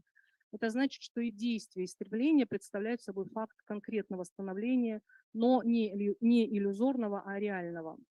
Ну, например, стремления и религиозные действия, которые направлены на достижение освобождения, имеют смысл, более того, они представляют свободу и возможность духовного совершенствования человека. Однако говорить о том, что душа в какой-то конкретный момент сейчас абсолютно не освобождена, а в конкретном будущем она будет абсолютно свободна, не приходится, так как свобода, которая достигается душой, уже сейчас присутствует и есть, но сейчас не в умственной конструкции наряду с подобными конструкциями прошлого и будущего, а сейчас как единственного реального бытия. То есть другим способом свободы достигнуть нельзя, потому что если ее нет в единственном настоящем бытие, то откуда ей возникнуть. Но эта мысль, она немножко, может быть, сложновата для понимания. Ее можно сравнить, отсылая, например, к традиции исламской философии, в Сухраварде, насколько я помню. Вот Андрей Владимирович Смирнов как-то выступал у нас на конференции в РУДН и приводил такой факт в Сухраварде о том, что согласно ему каждая душа уже счастлива, свободна, как мы сказали, пользуясь терминологией индийской философии. Но почему мы не наслаждаемся этим счастьем? Просто потому, что мы еще не знаем. То есть если бы вот мы узнали, что мы истина, да, что мы уже освобождены от всякой привязанности, от всякого, как говорится, зацепки, да, что она по природе счастлива и свободна, то тогда все то есть жизненный процесс любого человека – это путь к осознанию того, что ты уже изначально счастлив, блаженен. Вот примерно о том же говорит и Рамануджа, да, что вот если есть вот это вечное сейчас, вечное настоящее, и душа вот это достигла, обрела эту опору, то какой бы цикл вот она не проживала, это всегда будет означать уже некую освобожденность. Вот, ну, собственно говоря, на этом я завершу, я приношу извинения, so I apologize, I give my apologizes to my Indian colleagues that my report was in English or in Russian, but I hope that the next time I will have more time to make more understandable paper. धन्यवाद Thank you. Ruzana ji.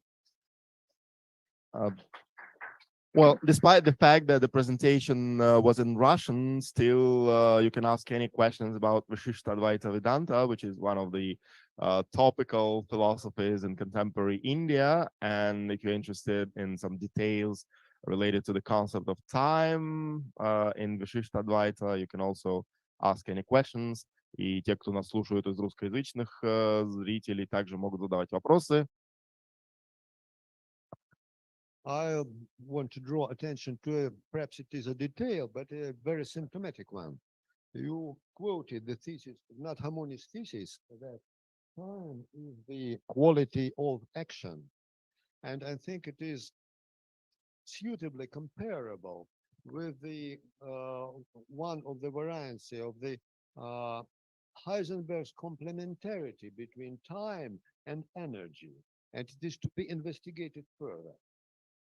Thank you. Yes, we have only some papers devoted to this problem. So it's a very important problem which wasn't explored so very good. That's why I had to talk about some previous conditions about the notion of time, etc., and notion of time in different system, because to understand what Ramanuja about time, you should understood some previous tradition or history of these discussions.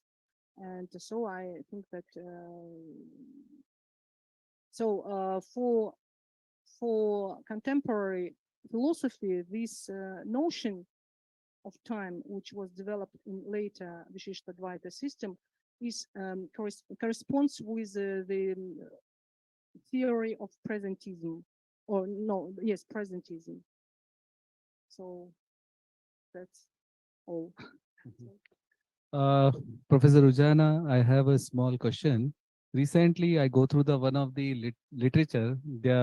One of the famous American physicist, theoretical physicist, Professor Michio Kaku.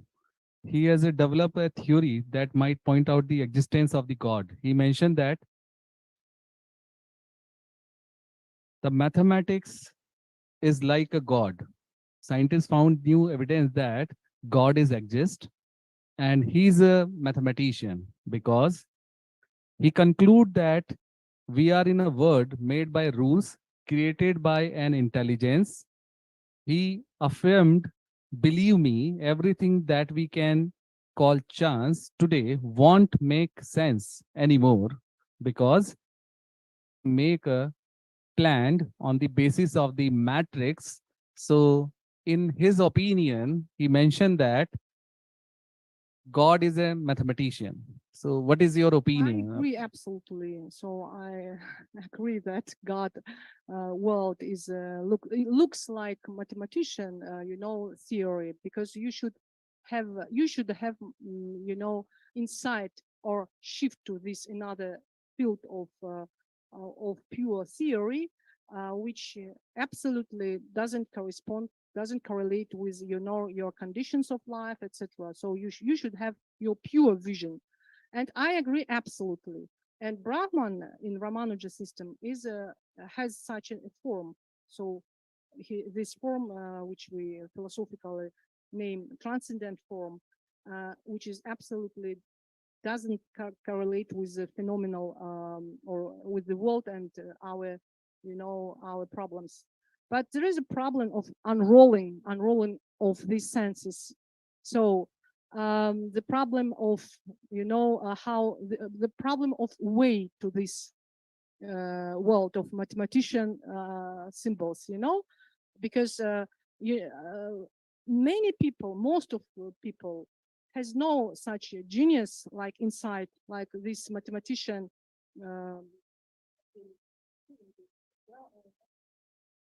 So there is a movie about mathematician when he was a child, and the teacher give the task Gauss, and he was right, and then he saw the solution. So, and there is no previous, so there is no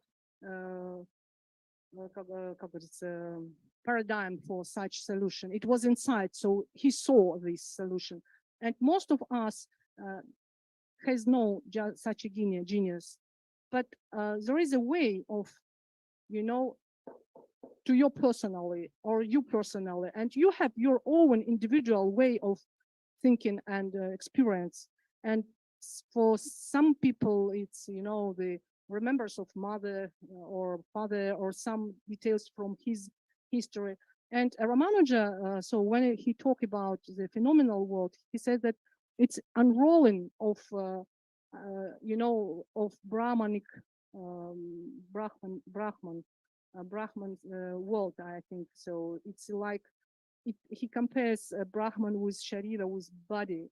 So like your body, you know, every creature has soul and, you know, individual, unique body, and such like this Brahman is a soul, and all this Jagat, this phenomenal world, is his Sharira. And in this aspect, he says we should talk about changing or individual way from Brahman to Brahman, but in his another form. So from your personal non-mathematician state, in your words, to your to Brahmanic mathematician, for, you know, paradigm of, so like that, I see. So of course Brahman is mathematician. I'll add a bit. See, it is very aptly compared, the mathematical world with the Vishishta Advaita's perspective, because because the scope or the sphere of mathematical object is nothing other than identity with difference. Yes, and the other very important thing with Vishishtadvaita, which I think is a future, is our philosophy, is that in Vishishtadvaita, every living creature, every part of this world has value, because it is a unique manifestation of the Divine. of the divine reality. That's why, if we talk about ethical problems, everyone, he has his own value, must respect and love each other, because every of us, every man, every living creature is a unique presentation, manifestation of God, which cannot be repeated. So, and all of us in the whole community, in all human community, is manifestation of divine reality, and every part has his own task and his own goal, his own intimate relation with God. And it's so I share with you, you share with us, but nobody can repeat me or you. So that's why we should live in friendship, People's University. Despite the fact of anchoring this session, I'll just allow myself to ask a small question. It will be probably more boring than people were discussing, rather methodological. Or maybe I misheard that point, and sorry for that. Actually, do you believe, like personally, you do believe that the theory of time that you have just presented is still a part of Ramanuja's Vedanta? Because basically it sounds a little bit like Pancharatra, because according to Pancharatra, Agastya Samhita, for example, time is just one of the four primal matters, and other ones are Narayana, time, Kala, then we have Pradhana, and then it becomes Prakriti and Mahat. And actually time is the driving force through which Narayana agitates the elements of Pradhana, and they become Prakriti. So this is just like you can say the main energy of Narayana through which he agitates the elements. So is it Vedanta or Pancharatra? Yes, that's a very good question. And of course, as I mentioned in the beginning, Ramanuja and Vishishtadvaita didn't mention or didn't develop the theme of time.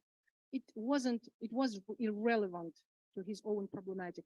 And we tried to go further. So we express or develop this problem as if it is developed by Ramanuja. If we take his assumption, ontological and messiological, principles, then if you say A, said A, you should say B, And so we said B instead of Ramanuja. I hope that he will agree. Well, it literally means that we're going beyond Vedanta towards Pancharatra, and Yes, we yes, fully of course. incorporate it Because in the discourse. Pancharatra, it's a very interesting, problem influence Pancharatric, text on Ramanuja and Yamunacharya. And as you know, Yamunacharya has Agama Pramanya, the text devoted to validation of Pancharatra.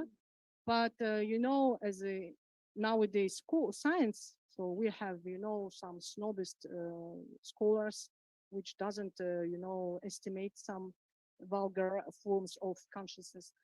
So Yamunacharya had to overcome this snobbic position of Vedanta, and because it wasn't accepted by Orthodox Vedantists.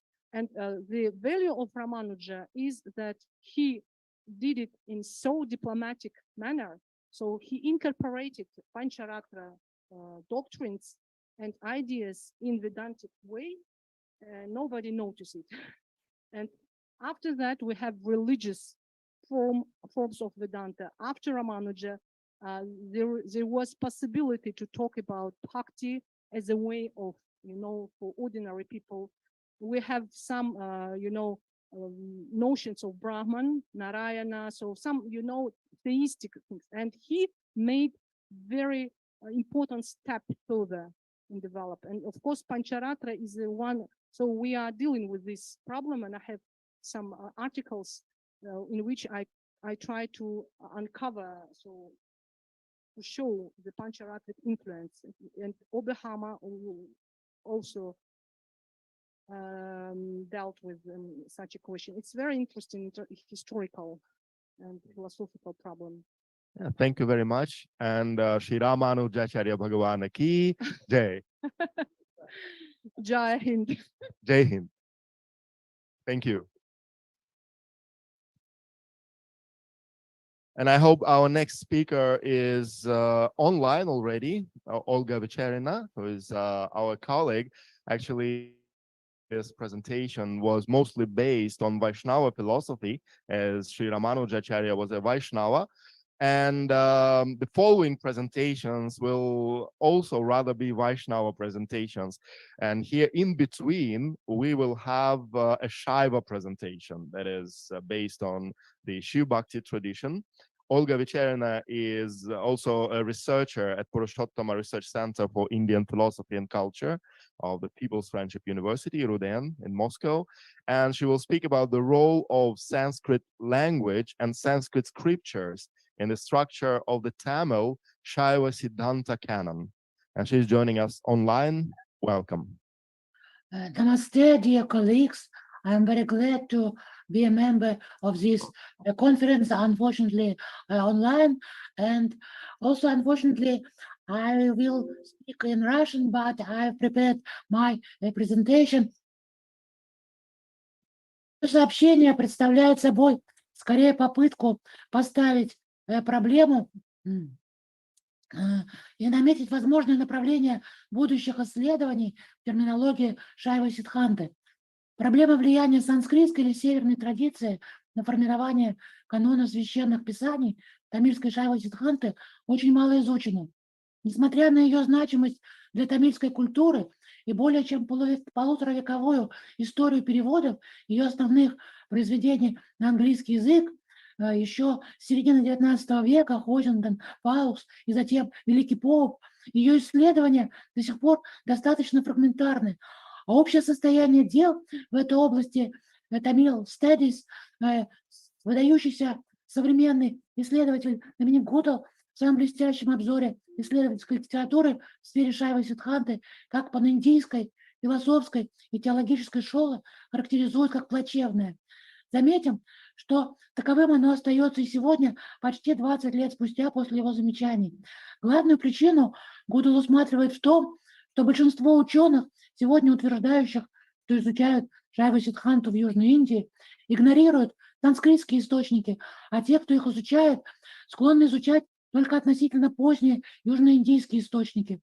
Это симптоматичная и широко распространенная тенденция, из-за которой в недавней антологии статей о гранях Шайва-Сиддханты, опубликованной Мадрасским университетом, единственным, кто признает раннее не южноиндийское наследие южноиндийской Шайва-Сиддханте, по-видимому, является Ганесом, но который фактически аффилирован с французским институтом.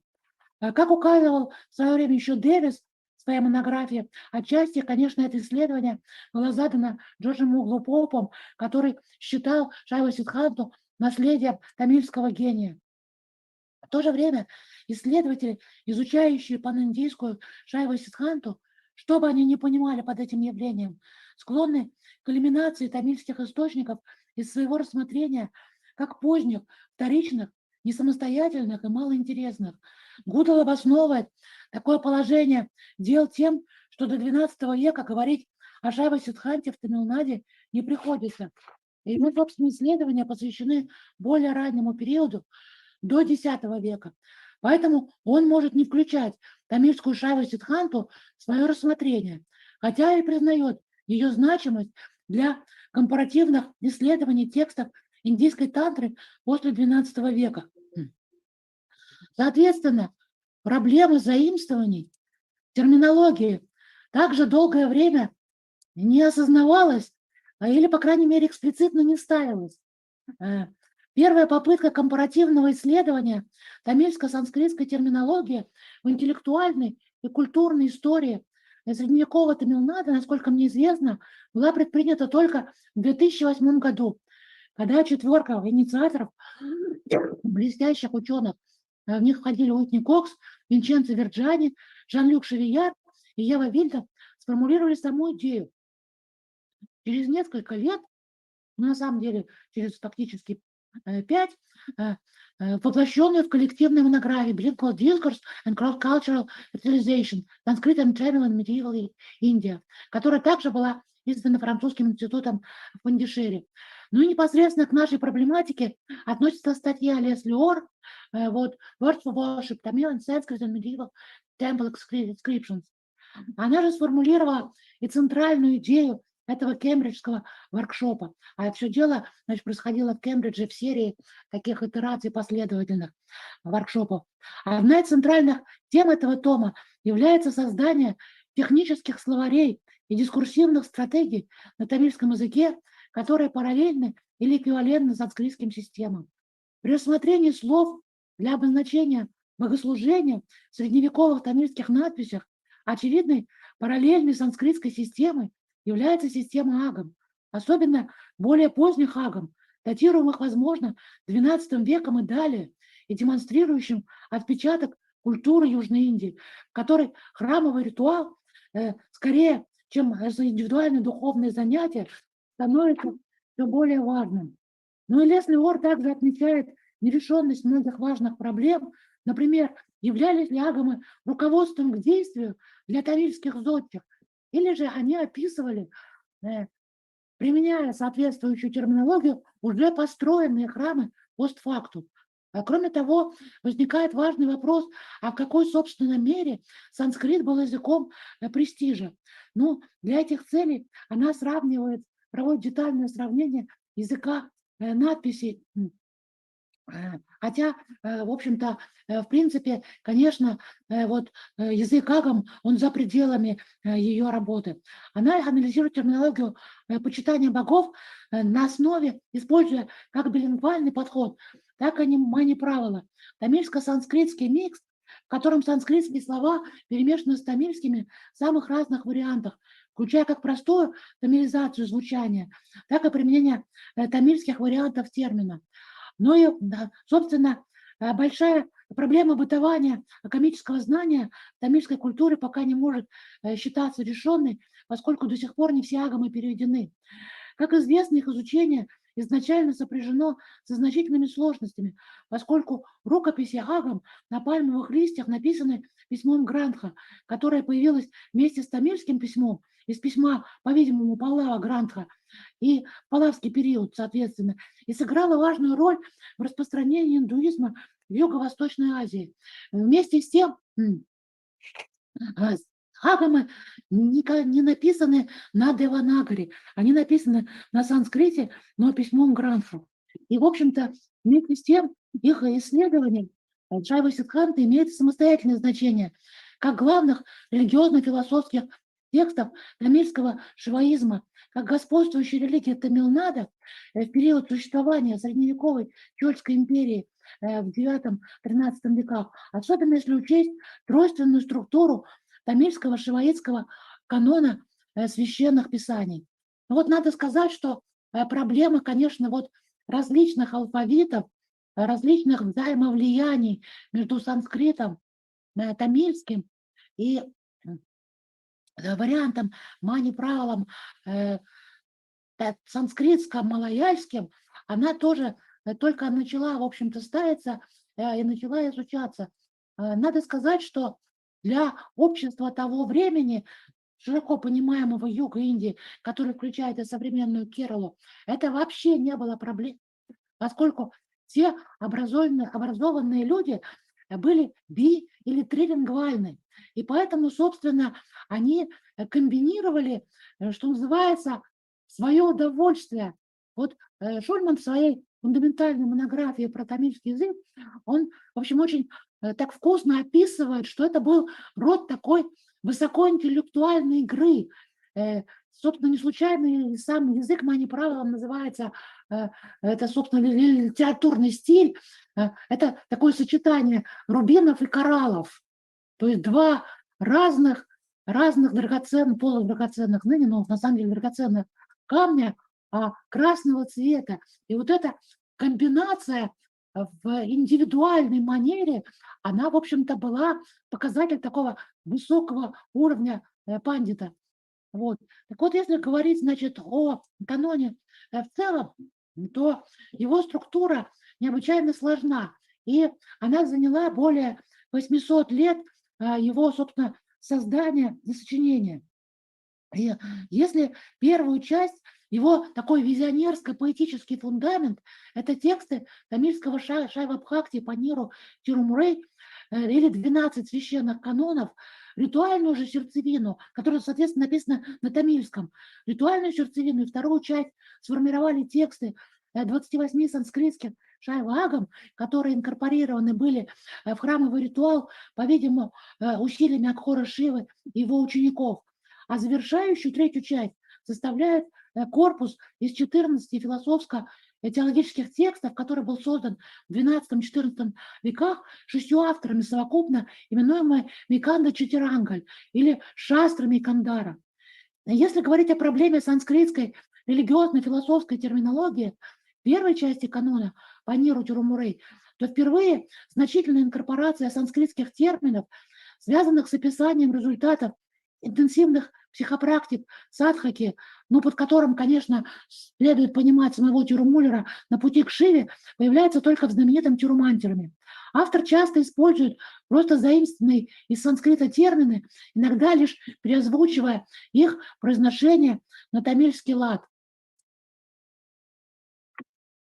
Есть соблазнительная, хотя и недоказанная гипотеза, поддерживаемая некоторыми исследователями, что 9 тантр или мантр Тирувасахама – это своего рода дайджест 9 агам, хотя сам Тирумуллер нигде прямо этого не утверждает.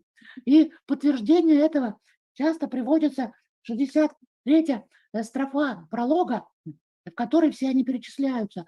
Что касается вообще изучения проблем Тирумуллера, то они огромные, и многие из них, ко многим из них даже не приступали. Но, во-первых, это проблемы датировки, проблема отсутствия подлинного академического издания, несмотря на показанный мной на предыдущем слайде 10-томник. Проблема соотношения Тирумуллера и канона Шайва Сиддханты, поскольку шайва-сидхантисты отрицают, вообще говоря, его роль в формировании.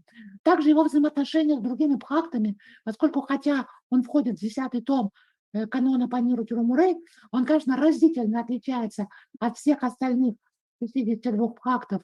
Непонятно также его взаимоотношения, собственно, с тамильским языком, потому что чем больше занимаешься его переводом, то тем больше возникает ощущение, что это не его родной язык. Затем вот эта идея 9 мантр-мантерам, как 9 агам.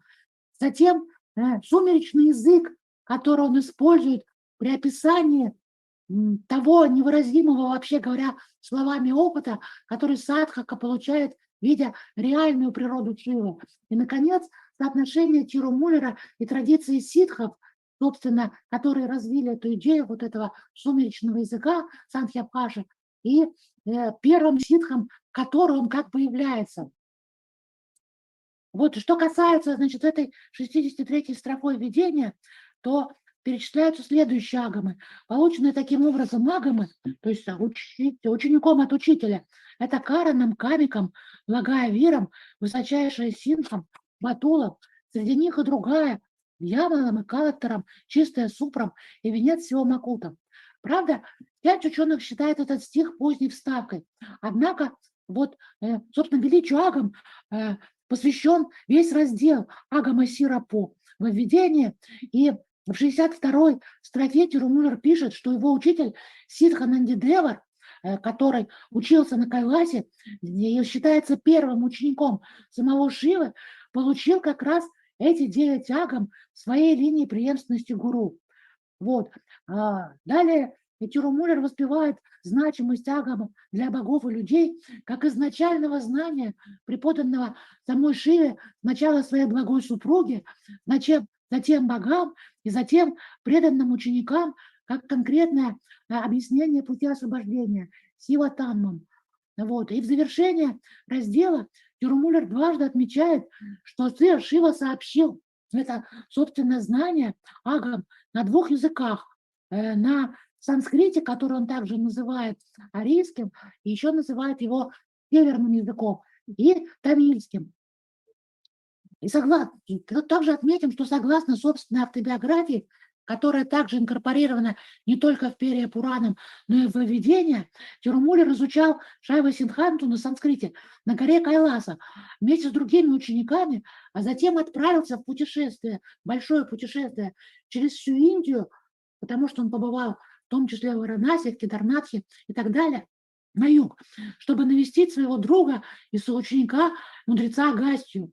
Там он был довольно принудительно оставлен Шивой в теле некоего умершего пастуха Муллера с тем, чтобы принести божественную мудрость Шивы тамилам. Или, как говорит он сам, чтобы я хорошо воспел его на тамильском. Еще одной важной проблемой для изучения терминологии является пресловутая Шунья Самбхашаная, то есть сумеречный язык сам Тирумуллер называет «беседа о пустоте», с которым целиком написан 17 раздел 9 тантры. Переводчики и исследователи Тирумандера Ганапати и Арумугам считают, что это особый вид технической терминологии, предназначенный для сокрытия тайного знания от непосвященных, его сохранения, средства описания сверхъестественного и так далее. Его появление в языке тамильских ситхов и взаимосвязь, собственно, с санскритским сумеречным языком индийских тантриков практически почти не исследована. И вот наша переводческая группа, которая значительное время работает над переводом на русский 9-й мантры Тирумандера, столкнулась с пока для нас почти неразрешимой проблемой интерпретации на русском языке 17-го раздела, поскольку перевод и возможности русского языка не позволяют показать изначально не только множественный, но и принципиально многослойный характер тамильского текста. Потому что переводчики предлагают вот эти самые Ганапати Арумугам до 5 таких слоев. То есть можно разложить, можно принять такие значения, а можно другие. И текст радикально меняется. По-русски это сделать абсолютно невозможно. Многие исследователи тамильской Шайва-Сиддханты игнорируют Тирумуллера и его вклад в нее, возможно, потому, что его работа Тирумантером является 10-й книгой Тирумурей, канона Бхакти. Однако Мне хотелось бы сказать, что Тюрмантером, хотя и являлся частью канона Бхакти, тем не менее действовал как мост между религиозным и философским течением шиваизма, когда они развивались в Тамилнаду. И, безусловно, я здесь согласна с Гудалом, когда он датирует Тирумуллера временем бытования Агам, то есть это 11 или 12 век. Еще одним связующим звеном между Кашмиром и Тамилнаду, хотя его работы не входят в канон, является Акхора Шива, известный Шайва Сиддхантин, который написал множество, он хотя жил в Тамилнаде, и, по-видимому, был тамилом, но он написал, принципиально писал исключительно на санскрите и написал множество философских трактатов. Его философские комментарии послужили прочной основой для тамильских сочинений Биканда Девара и его последователей, то есть уже, собственно, шайва-сиддхантистов в следующем столетии. Если говорить о текстах, собственно, самой Шайва-сиддханты, то есть третьей части канона, называемых шастрами Кандара, то для них проблемы терминологии практически не поставлены. Во-первых, эти тексты были написаны на протяжении 3 столетий. Во-вторых, они очень различаются по форме, по объему и по содержанию.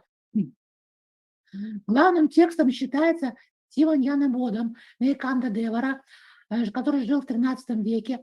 Ну и, собственно, вот весь канон называется по его имени, вот, который ряд исследователей считает тамильской парафразой Раурава Агамы. Хотя Раурава Агама – это достаточно объемный текст, а Сиваньяна Бодан – это сверхсокращенный текст, который насчитывает всего 40 строк. Вот. И который без комментария невозможен для понимания. Надо сказать, отдать тут должное. Мы сегодня, в общем-то, отдаем должное Всеволоду Семенцову, но наш выдающийся исследователь и ровесник его, Александр Михайлович Пятигорский, был первым российским исследователем, который обратился к изучению Шайва Сиддханты еще в далеком 1962 году. Вообще говоря, он считал, что появление Шайва Сиддханты связано с возникновением теологии, которую он полагал светским в своей основе мышлением о религии. Он говорил, что стоит говорить о параллельных процессах.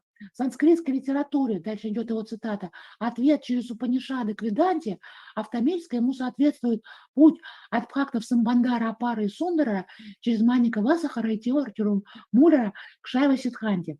И вот мне кажется, что Пятигорский также начал, к сожалению, его книжка, она достаточно, хотя она до сих пор не утратила своего значения, она достаточно краткая, вот. Он упомянул первых комментаторов текста Сиваньяна Бодам, который, кстати, существует в 2 вариантах, на санскрите и на тамильском, и на самом деле исследователи спорят, изначальный вариант, на каком был написан.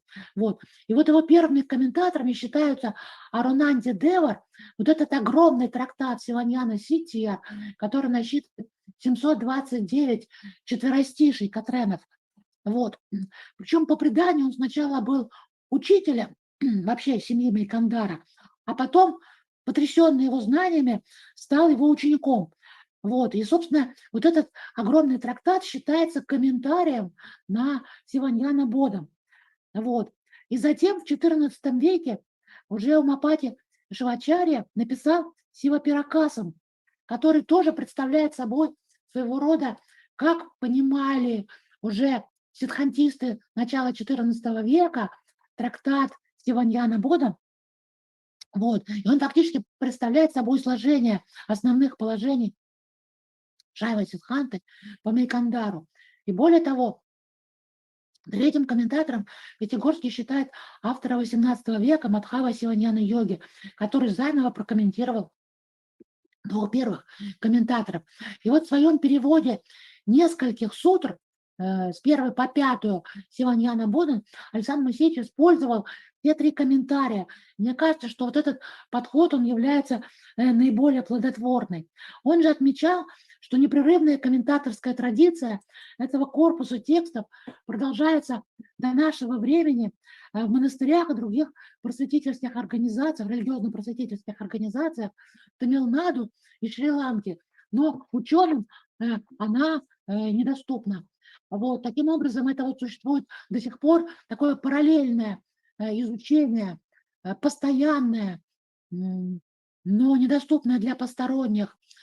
Традиция комментирования всего корпуса текстов канона Шайва-Сиддханты внутри самой традиции и спорадическая, с большими пробелами и лакунами, попытки ее изучения, ну, я бы сказала так, малыми силами, к сожалению, поскольку академических тамилистов вообще мало в мире, не только в России, где их количество просто исчезающе мало, а со смертью нашего дорогого учителя Александра Михайловича Дубянского, вот как раз ближайшего друга Всеволода Семенцова, о котором сегодня говорила его дочь, вот, оно практически, ну, почти стало почти нулевым. Вот. То есть, и поэтому я бы сказала так, что изучение, реальное академическое изучение санскрита, роли санскрита в тамильской Шайве Сиддханте – это еще пока дело будущего. Спасибо за внимание. Thank you very much. Спасибо, Ольга. Dhanyavad. Are there any questions? Есть какие-то вопросы? Наверное, я обращусь прежде всего к русскоязычным слушателям, потому что, ну, мы слышали, что все было на русском языке. Какие-то вопросы есть у товарищей, которые знают русский язык? जो लोग रूसी भाषा बोलते हैं तो प्रश्न पूछ सकते हैं. अच्छा, ठीक है. Thank you very much, Olga. Thank And you. we are going further then. कोई प्रश्न नहीं है? No? Are you sure? Okay. Thank you very much. Then I'll have to present myself because there's nobody else that I'm anchoring, and I'm going to deliver my own speech now. ये microphone से उपयोग कर सकता हूँ? अच्छा. And well, I'll introduce myself. I'm associate professor of the Moscow State Linguistic University, and I'm going to speak about Bhagavad Acharya, and who that person is, I'll explain while going onto the stage in a moment.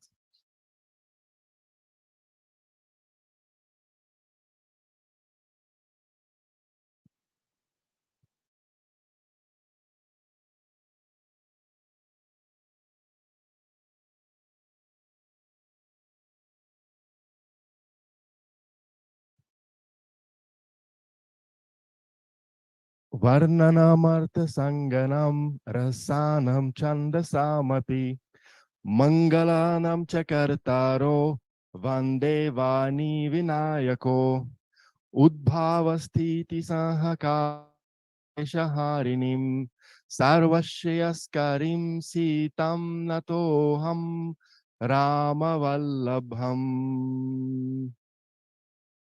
आदरणीय colleagues, प्रिय मित्रों, नमस्कार.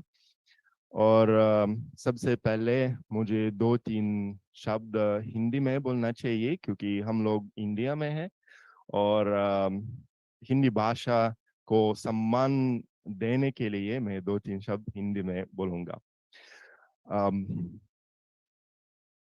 मेरे विषय ये भागवत आचार्य की सिद्धांत है. और भागवत आचार्य वो कौन है? भागवत आचार्य जी वो एक प्रसिद्ध रामानंदी विद्वान थे, रामानंद संप्रदाय के विद्वान है. आप लोग शायद जानते हैं कि हिंदू धर्म में अलग अलग परंपरा है, अलग अलग संप्रदाय है. और पहले वैष्णव धर्म है, मतलब वैष्णव लोगों की इष्ट देवता भगवान विष्णु है. इसके बाद शैव धर्म है और ये लोग भगवान शिव को प्रार्थना करते हैं और शिव भक्त हैं. और शक्त भी है और स्मार्त लोग भी हैं जो अद्वैत वेदांत विकसित कर रहे हैं. और भागवत आचार्य वो प्रथम जगत गुरु रामानंदाचार्य थे 20वीं शताब्दी में. So Bhagavad Acharya is the first contemporary Jagat Guru Ramanandacharya, and I will speak about his legacy. My colleague Ruzana ji spoke about Vishishtadvaita Vedanta, and that was mostly on the basis of works by Sri Ramanujacharya, who is considered to be the historical founder of Vishishtadvaita Vedanta, and basically the followers of this tradition believe that Vishishtadvaita Vedanta is eternal. And just to make it easier for everyone, as an introduction, I'll give an outline of Vedanta in general. As you know, Vedanta is the philosophy which represents the final conclusion of the Vedas according to those who profess this Siddhanta, this philosophy. And there are different schools of Vedanta, and I think that Advaita Vedanta is the most famous one on a worldwide level. And many foreigners, like people in the West, all around the world, they believe that Advaita Vedanta is the mainstream Hindu philosophy, which is not true at all. If you analyze the statistics of Indians following Hinduism, you will find that pure Advaitins represent not more than 15% of all the population. And why Advaita Vedanta became popular is just due to the propagation of this philosophy by all sorts of neo-Hindu preachers and scholars like Swami Vivekananda, for example, or Swami Shivananda Saraswati, and so on and so forth. But statistically, at least half of the Indian populations are Vaishnavas, and they follow, actually, they're not aware. Most people are not aware of philosophy at all, but they're supposed to follow Vaishnava philosophies like Vishishtadvaita Siddhanta. The main difference is that in Advaita Vedanta, only Brahman, only the supreme being, the supreme consciousness exists, and we are all manifestations of the supreme consciousness, and our ego, our being as individuals is unreal. For Vishishtadvaita Vedanta, despite the fact that Brahman exists and we are kind of manifestations, or in the original language of Vedanta, I would say upadhis of this Brahman, still we retain our individual nature even after realization. So when we attain the realization, we still retain our individual being. It's not that we're going to dissolve in Bhagavan.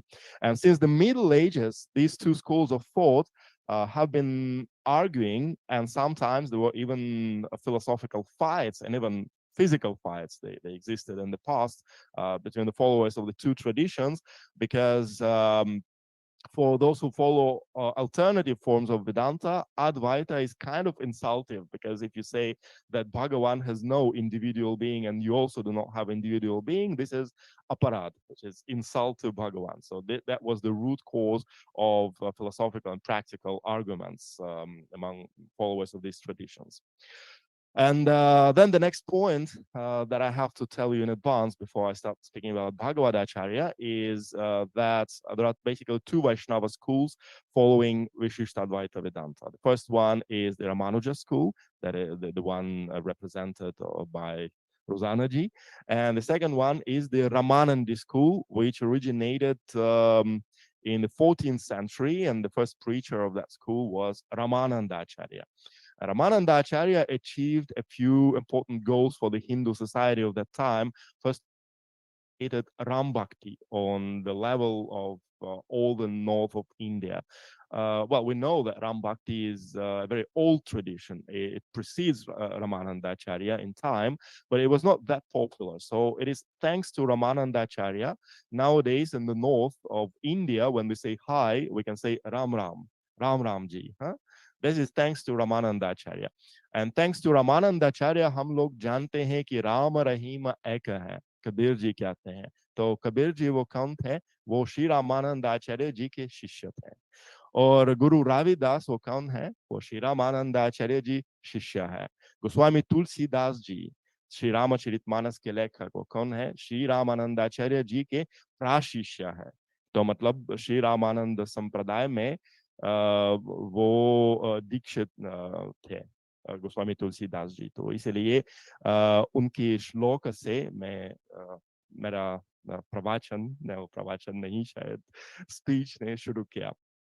वर्णनाम अर्थ संगनाम रसानम छंद सामपि मंगलानाम च करतारो वंदे वाणी विनायको. So we normally start all our events traditionally from thanks to Vani and Vinayaka, like goddess Saraswati, and Bhagwan Ganeshji, just because they originated the sounds of Sanskrit language and Devanagari alphabet according to the tradition. And then coming back to my main topic, I also recited a shloka from the same Mangalacharan of Balakanda of Sri Ramacharita that was dedicated to Sita ji.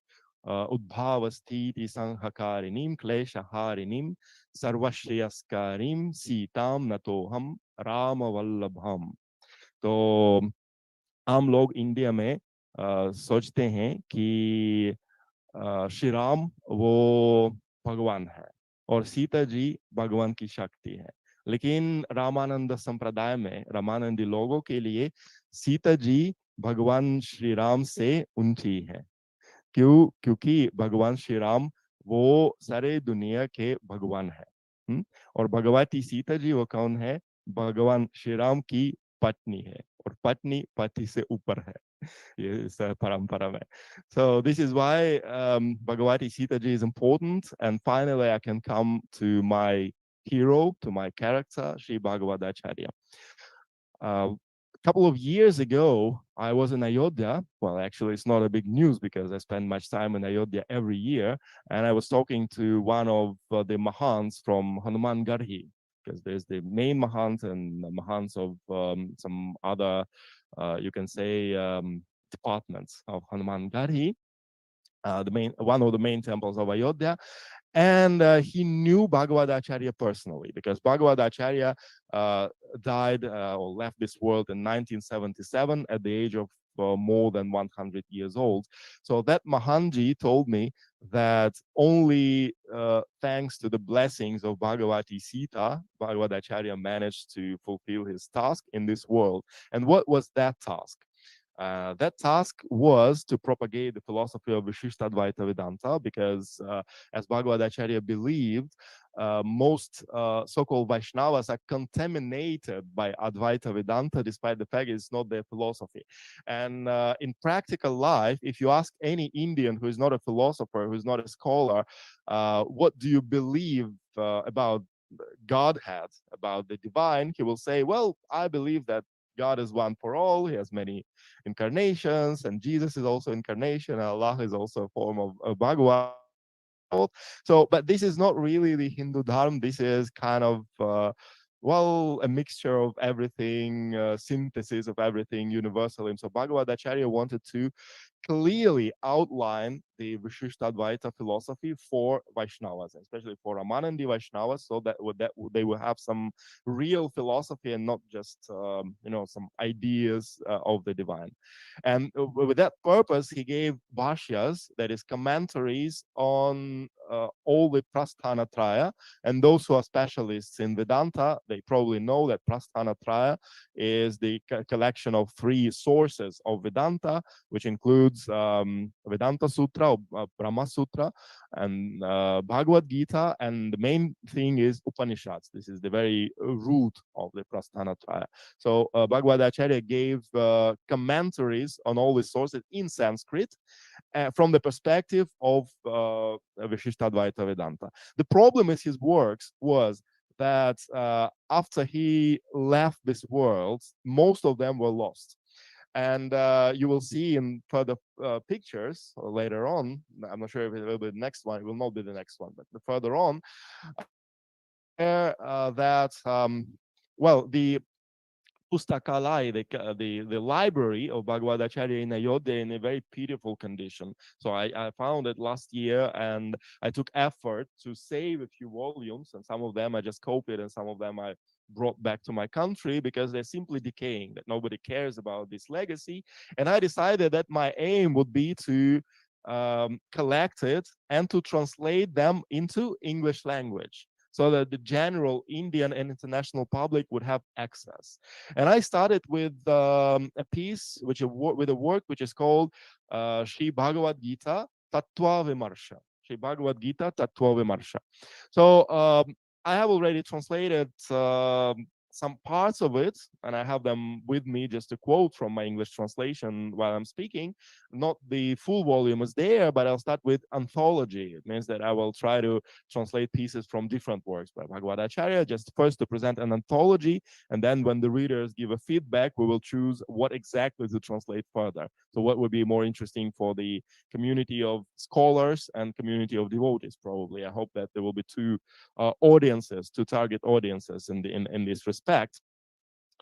And well, the second task performed by Bhagavad Acharya was, at that time, in the beginning of the 20th century, they were kind of subjugated by the Ramanuja school. And that is, unfortunately, I'm sorry to say, because of the caste issue, because of the caste problem. The problem was that despite the fact that Ramanujacharya himself was quite egalitarian, and he was teaching that well, everyone who becomes a Vaishnava becomes pure. As like, for example, Padma Purana would say, na Shudra Bhagavad Bhakta.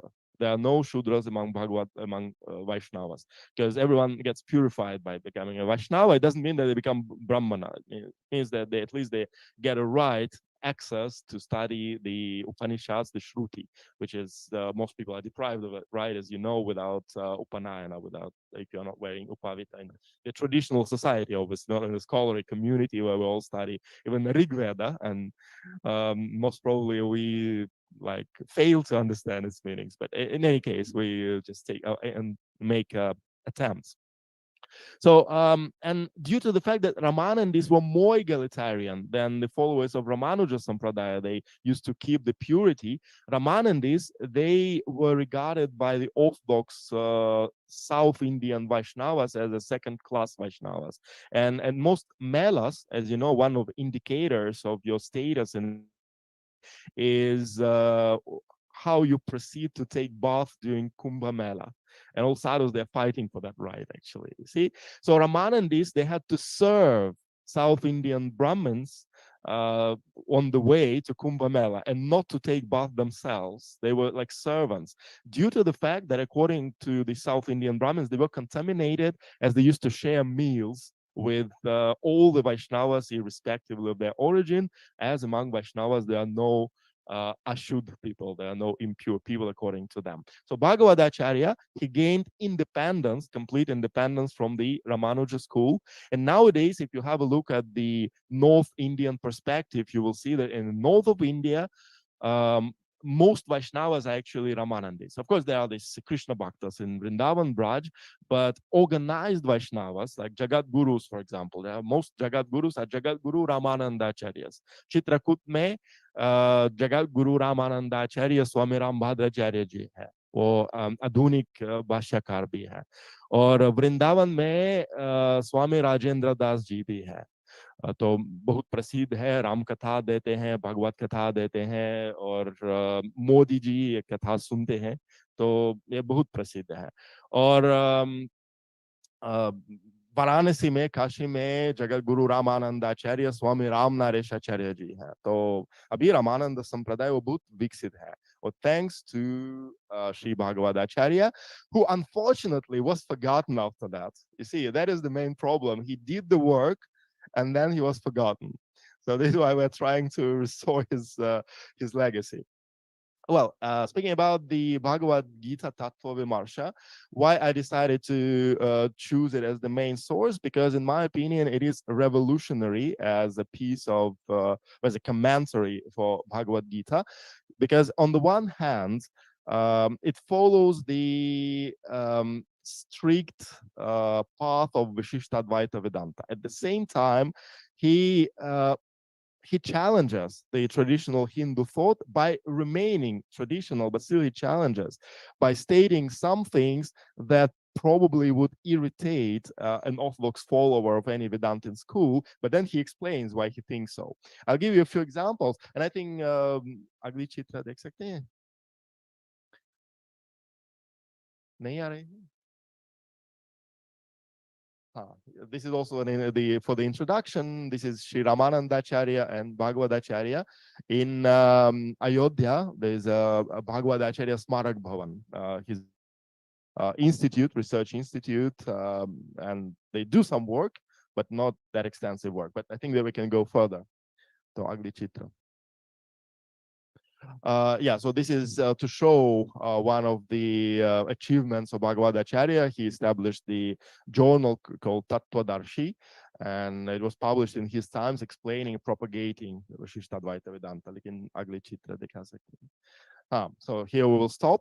And well, the first thing is that he challenges the idea of yoga itself, because normally when contemporary preachers, and especially Advaitin preachers and gurus, explain Bhagavad Gita, they believe that yoga in the Gita is something which is considered to be yoga in the contemporary discourse in the contemporary world, like you know, Raja Yoga, Bhakti Yoga, Jnana Yoga, and so on. So Bhagavad Acharya says that, first of all, let's have a look at the questions of the three main questions of the Gita. Why the Gita starts? It's because Arjun, who does not want to kill his relatives, he says, well, why I cannot kill my relatives? Why I cannot kill Kauravas? Firstly, because we will inflict the sin by killing our gurus and relatives. Secondly, will get depraved and ruin the society. That's the second problem of Arjun, like women will get depraved. And the third one, the war will lead to the mixing of varnas, and as a result, ancestors, pitas, they will cease to receive the pinda, the offering, and in this case, they will fall onto the earth. Again, I have to be born again. They're all problems. But Bhagavad Acharya notices that basically Krishnaji, when he starts his discourse, he totally misses two topics. He does not care about the problem of how dead people, how people who are in Pitrilok and some other abodes will behave. He's not Krishna. Krishnaji ignores these questions. He speaks only about here and now, like about what should be done here, how we can attain realization here, how can we fight the battle here. And this is why his yoga is not the yoga of the hereafter. It's not like Christian teaching, you behave cool in this life and then you go to heaven, if not you go into hell. So Krishna does not care about other questions asked by Arjun. That is what he noticed, because previous commenters, they had never noticed that. Krishna to the first two questions, he just ignores them, he doesn't care. And this is why what about yoga in this context? He clearly says that it is insane to think that amidst the battle, Krishna would teach Arjun to do pranayama, for example, or dharana or dhyan, because Arjun cannot sit in meditation during the battle. So it's not about that kind of yoga. And he gives two other examples. So the first yoga is related to karmas, and the second one is equanimity. That is, you have to attain a particular state of mind in which you see everything as equal, everything as residing in Bhagavan, everything as a representation of Bhagavan. And this is actually what he believes to be yoga. Then the second revolutionary thought here, and we can follow. Yeah, well, the third one, but it's okay. Let's stop here because probably I did not put that into presentation. Otherwise, it will be too long. But the second revolutionary point is that suddenly Bhagavad Acharya says that the Lord is responsible neither for sins nor for virtues. He is not the ruler of sins and virtues, because normally general people in India still believe that, well, if you misbehave, God will punish you. If you behave well, God will reward you. But this is not what the Gita is actually teaching. In some commentaries, actually Ramanujacharya, he states that it is Krishna who is also distributing the fruit. But this is by proxy, just because Krishna established the system of samsara and of karma. And this is how he is distributing the fruit. But in reality, it's the material nature. And Krishna, Bhagavan is beyond that. So we cannot refer to Bhagavan so that he would save us from the results of our sins. We cannot refer to Bhagavan so that he would improve our karma. This is not his work. It's simply it's not his work. So the only type of work he is doing is receiving our bhakti or our prapatti, right? Our surrender. But he's not dealing with such mundane issues. They're happening automatically, and this is why it basically is useless. Then the third revolutionary thought that is about Purusha and Prakriti. Because, well, here he goes a little bit back to Sankhya philosophy, because as we heard, and those who could understand what Ruzana was saying, was speaking about, that according to the Orthodox Ramanujan thought, that all the matter and time and all the effects, they proceed from the body of Narayana. So still Narayana is the source.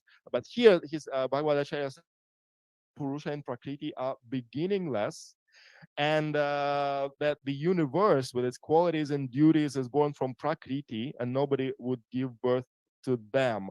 And Bhagavan himself is not the creator, so he's not the one who distributes benefits and punishments. At the same time, he's not the creator. We call him creator just because by proxy he's the thing, the subject that agitates the material nature, and this is why it starts procreating. It's similar probably to the sun. Like sun, we can commit a crime under the sun. The sun will not be responsible for that crime because it just exists, and I mean, it creates the atmosphere for us to do this or to perform this or that act, this or that activity, but it doesn't literally mean that the sun is responsible. But we are doing that ourselves. It's not that the sun is responsible. So this is why Purusha and Prakriti, that is consciousness and matter, they are beginningless and endless, according to Bhagavad Acharya, and he finds proofs in the Gita. And those who are interested in the full text, I can send the material that I have already translated. Well, you can read it, that was translated into English. So he even says that it is insultive to consider Krishna or Vishnu to be the creator of this universe, because in this case, he says, thus, if we assume that the sun, the moon, and stars also have a creator, the creator would possess a material mortal as well, because immortal thing cannot produce mortal, if a mortal cause cannot produce mortal effects. And that is the main difference, by the way, between Hinduism in general and Christianity, because the soul has no origin, the jiva has no beginning, because if it has a beginning, it would have end at the same time. Otherwise, it is impossible. This is a logical fallacy. If it has no beginning, it has no end. Otherwise, it is impossible. And then finally, he comes to the point that शायद अगले चित्र में क्या है, हाँ, yeah, that will be the final one. Yeah, we come to the point that of Vishishtadvaita Vedanta, just to break the idea, the Advaitin idea of realization, that if we attain realization, it means that we will merge in Brahman. Bhagavad Acharya instead says that nowhere in the Gita it is said when the difference between Jiva and Brahman is eliminated and the state of non-duality is attained, moksha happens. It's not like that. Moksha is not dissolution of the soul in the Supreme Being, but the realization of its true nature, and it does not mean that it will is existing, like in Advaita Vedanta. And as an example, I can give you, probably you know the legacy of Ramana Maharshi, who is a famous Advaitin saint of contemporary India, and he lived at the foothills of Arunachala. And he used to teach the method which is called Atma Vichara. It means that first you are meditating on the fact that you are not this body. And how you are meditating on this fact, you just try to feel that this body is temporary, but you are not temporary, you are eternal, and in a childhood you had one body, when now you have another body, but still you are the same. So who is that I? And then you start thinking, okay, probably this is mind. But then it's not mind at the same time, because mind is something like is actually a process. It's not an object, it's a process. Thoughts are always changing. And then he comes to the conclusion that there is a true I beyond these two things, which is actually Atman, what Vedanta calls Atman. But then Ramana Maharshi suddenly comes to the conclusion, okay, if I feel Atman that way, and a person in New York feels that Atman the same way, it means that Atman is only one for everyone. And Bhagavad Acharya would say, well, then it means if I eat strawberry in India and somebody eats strawberry in New York, and we feel the same, it doesn't mean that we're eating the same strawberry. It means that all strawberries are the same. So this is again the logical fallacy of Advaita Vedanta. And this is how he's trying to disprove it. And the last point that time allows me to present here because there are a few more interesting facts, but there's a lack of time. This is what is indicated on the screen now, is that what it then, if Bhagavan is not really the cause of the material manifestation, as most of us believe, then what is the cause? The cause is Jiva, which is our individual self, because the Lord, Bhagavan, Narayana, Brahman, does not need this universe. He is already self-satisfied. If you need something, it means you are not complete. For example, I want a glass of water. It means that I'm not complete without a glass of water because I'm limited. But Brahman is not limited. He does not need anything. So why the hell should he create the world? There's no, what is the answer? So the answer is that he doesn't want to, because he doesn't have desires, but Jiva wants to manifest. And we have already, and this is only possible in Vishishtadvaita Vedanta, because in Advaita, actually, this is one of the problematic problems, why the world gets manifested. And then most Advaitins will say, well, we don't know. I mean, this is, it's impossible to explain, but there are some explanations we're trying to cite. But here it's clear, because Jiva is also eternal, independent of Brahman, or partly dependent, you can say. And this is why he said Jiva is the cause of Prakriti's stability. Without Jiva, who is an enemy, who is a friend, a father and a mother, universe would be impossible. Reality of the manifested world would come to an end. The Lord said about the relation between Jiva and Prakriti, yeah, Yadam Dharyate. Jivas and Prakriti are the sustainers of this world. The conclusion is obvious: if there's no Jiva, there wouldn't be any meaning in this world. So we are actually not as this material body, but as Atman, as Jivatman. We are the sources of this material manifestation.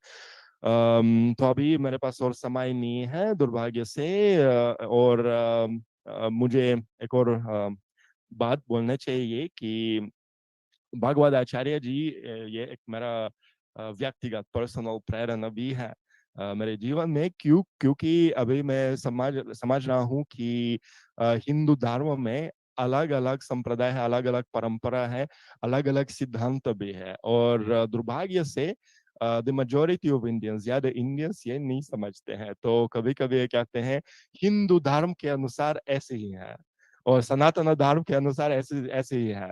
लेकिन ये पूरा बकवास है, क्योंकि सनातन धर्म में क्या है, ये वैदिक धर्म है, लेकिन पौराणिक धर्म भी है, और आगामी की धर्म भी है, और इसमें अलग अलग सिद्धांत भी है। तो अगर मेरे सिद्धांत वो विशिष्ट अद्वैत है, तो मेरे लिए अद्वैत वेदांत ये तो ठीक है, ये समझ सकता हूँ ये क्या है, और एक्सप्लेन कर सकता हूँ मेरे छात्रों को। फिर भी मेरे लिए ये सच नहीं है, ये सही नहीं है, क्योंकि मैं समझ रहा हूँ कि अलग अलग मतलब मेरे विचार ये अलग अलग है, ये विशिष्ट अद्वैता है उदाहरण के लिए। तो इसीलिए भारतीय संस्कृति वो बहुत बहुत अमीर है, तो ये समझना चाहिए। ये इतनी इतनी छोटा नहीं है, ये एक बड़ा और लंबा मार्ग है हमारे जीवन में। तो बहुत चीजें सीखना चाहिए, और ये सब है। और जय हिंद, श्री रामानंद आचार्य जी भगवान की जय। अगर आपके पास कोई प्रश्न हो तो पूछ सकते हैं, हिंदी में, अंग्रेजी में, रूसी में। If you have any questions, you can ask in any of the available languages, and maybe even in Farsi. Then we have a translator for that, and Urdu. Yeah.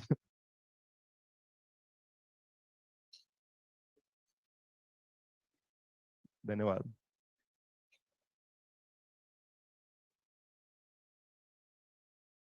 जी। हम्म। जी जी जी जी। अगली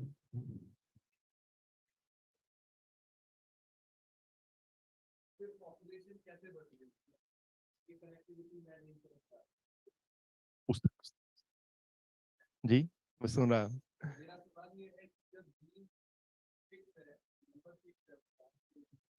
जी जी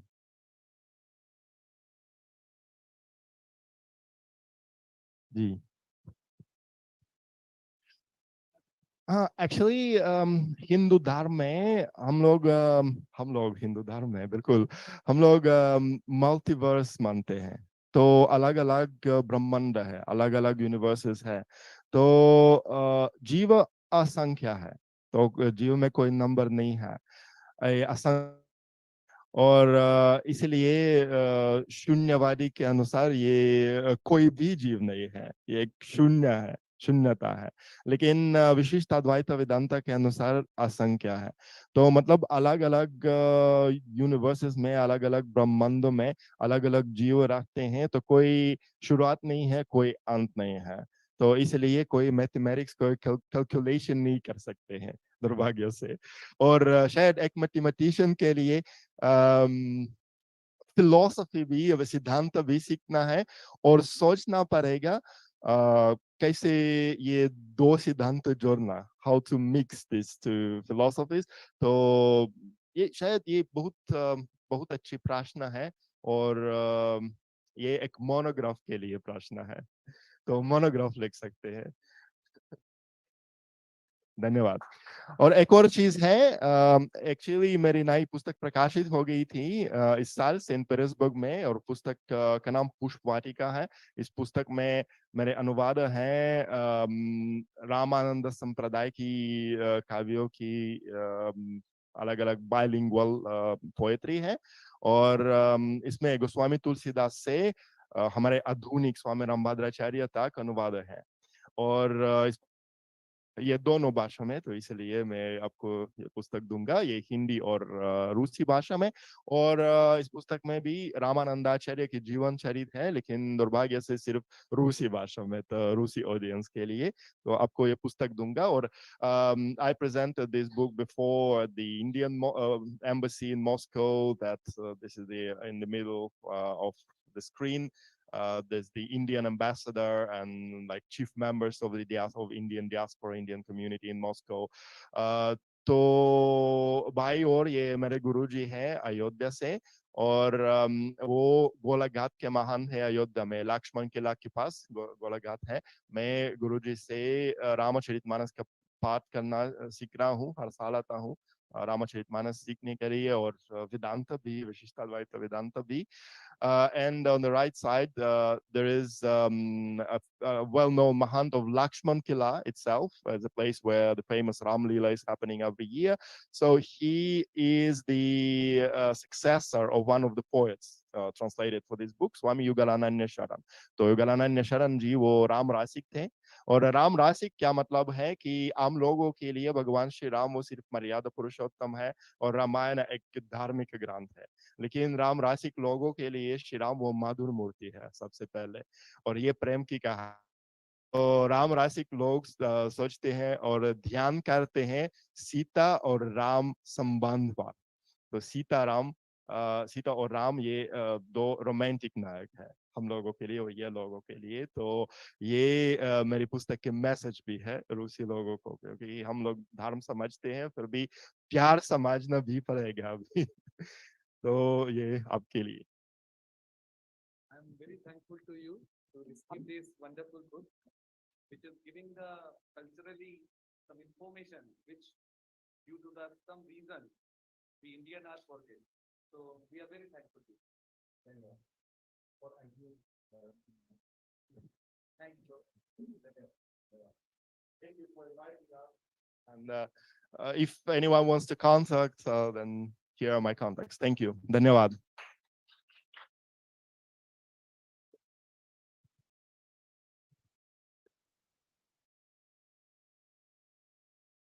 रोजाना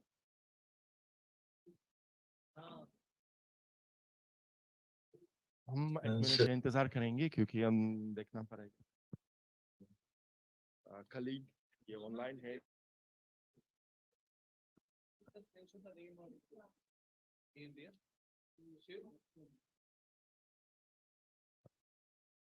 Владимир Кириллович, добрый день.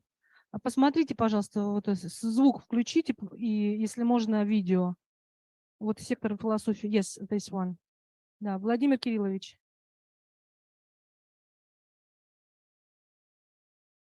What? Unmute? Unmute? Yes, I understand. So he must turn on the sound, yes? Владимир Кириллович, пожалуйста, включите звук и, если можно, видео.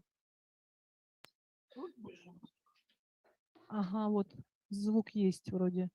Вы нас слышите? Опять исчез. Попробуйте еще раз включить.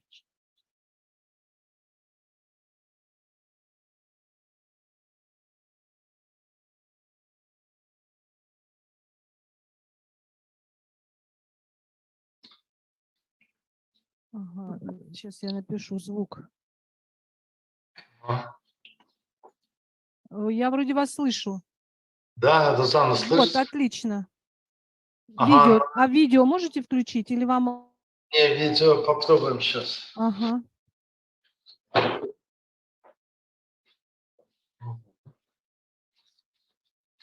Все.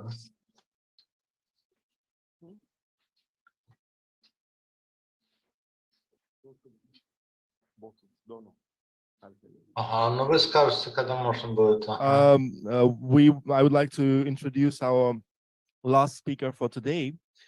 This is Vladimir Shokhin, who works at the Institute of Philosophy of Russian Academy of Sciences.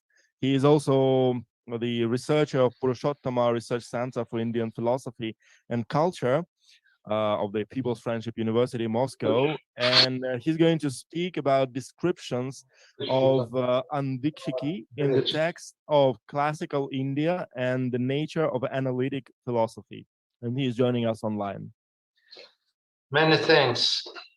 It's a favor for me to present this small Guru Puja to the memory of my dear teacher Vsevolod Sementsov. One of his advices to me when I was still young was to forget for a time being that I was a student of philosophy and approach to Indian philosophy from the philological start point. And I'll follow this advice also right now and desist from the long-standing Indological discussion on Indian equivalence of the term philosophia, but come to the text sources dealing with the notion of Anvikshiki, which served as the unique umbrella for those schools which undoubtedly fall under the category of philosophical ones, and at the same time disclosed the general features of the intellectual activity realized by them. The most ancient text where Anvikshiki was mentioned was the Gautama Dharma Sutra, dated most likely about the 2nd century before Christ. It is stated there that a king should master 2 disciplines only. It is the 3 Vedas, Trayi, and just one under discussion. Chapter 11, paragraph 3. The term occurs in the later teachings of Dharma as well, in more extensive royal curricula, that is, in the versified Dharma Smritis. So in the Manava Dharma Shastra, I believe about the 1st century AD, already 4 disciplines are testified. It is 3 Vedas and Anvikshiki are supplemented by the science of government, Dandaniti, and science of economics, Vatta. It is essential that Anvikshiki is disclosed also concerning its subject as Atmavidya, the science of Atman. It is almost metaphysics. Chapter 7, verse 43. The same quadrangle of disciplines, which had become already canonical, was reproduced in the Rajadharma. It is one of 2 didactical sections of the Mahabharata, book 12, chapter 59, verse 33, according to the critical edition. which cannot be dated more exactly than the first half of the first millennium of Common Era. The same date could be attributed also to such an authoritative text of the Smriti class as the Yajnavalkya Smriti, wherein the same four disciplines of royal competence are also listed. Chapter 1, verse 311. Madhya, the most authoritative commentator of the Manavadharma Shastra, who lived about from 9th to 10th centuries of Common Era, interprets Anand-ICE in two formats, namely according to its subject and method. In the first regard, he treats it as the science of Atman, with the explication that the inner Atman is meant in the commented verse. I remind that it is chapter 7, verse 43, and that the profit from the science for a king consists in its usefulness for any Atman, therefore of a king himself, and is commended for pacification of the excitements of mind. In the second regard, philosophy is treated by Madhya as the science of right use of reasoning, that is Tarka Vidya. And here two interesting clarifications are offered. On one hand, this science is recommended for study in order to repel attacks from the Buddhists, materialists, and other impious persons who use quasi-reasonings for alienating weak ones from the faith. On the second hand, it's needful for a king to be on a firm ground in negotiations with the ambassadors of his royal neighbors. Madhya was followed also by a later interpreter, Sarvajna Narayana, who clarifies that the science of right reasoning should be taken from such philosophers as the Nayayikas and Samkhyas, not from the Buddhists and other Nastikas as is suggested. But other later medieval commentators, Kuluka, Rakhavananda, and Ramachandra, leave an impression that they suggest, again, the quadrangle of the royal sciences embraced by the compiler of the Manavadharma Shastra itself, devotes Anand-ICE and Atmavidya as two different sciences.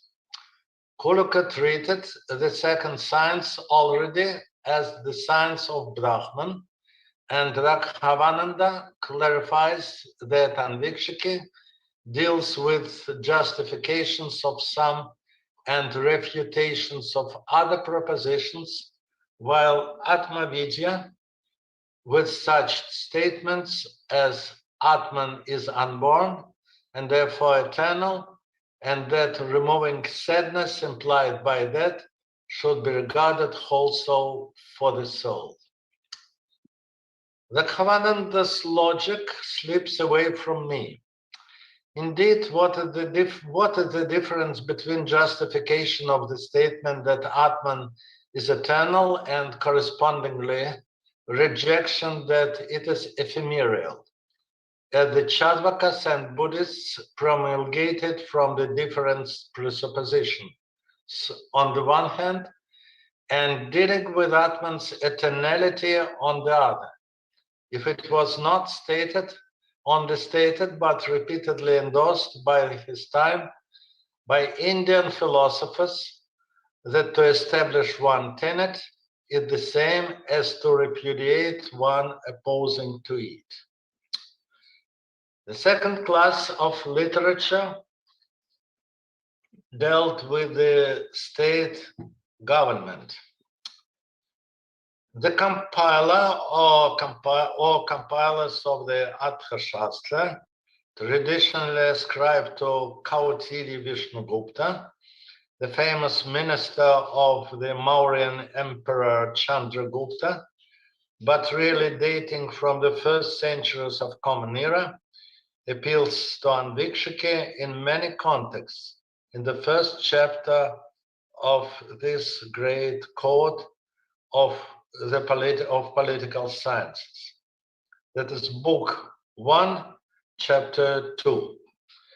A very exquisite panorama of authoritative views on the body of the quadrangle of the royal disciplines is displayed there. The Manava school rejects Anvikshike as a separate science by incorporating it into 3 Vedas.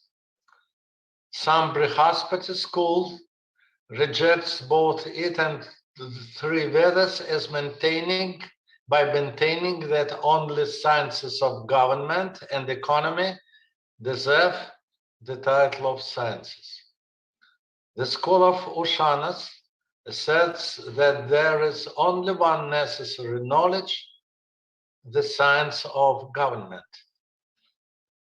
But the editor of the text posits his own view while identifying it with that of Kautilya, that all the 4 sciences are both independent and necessary for all our knowledges and human prosperity.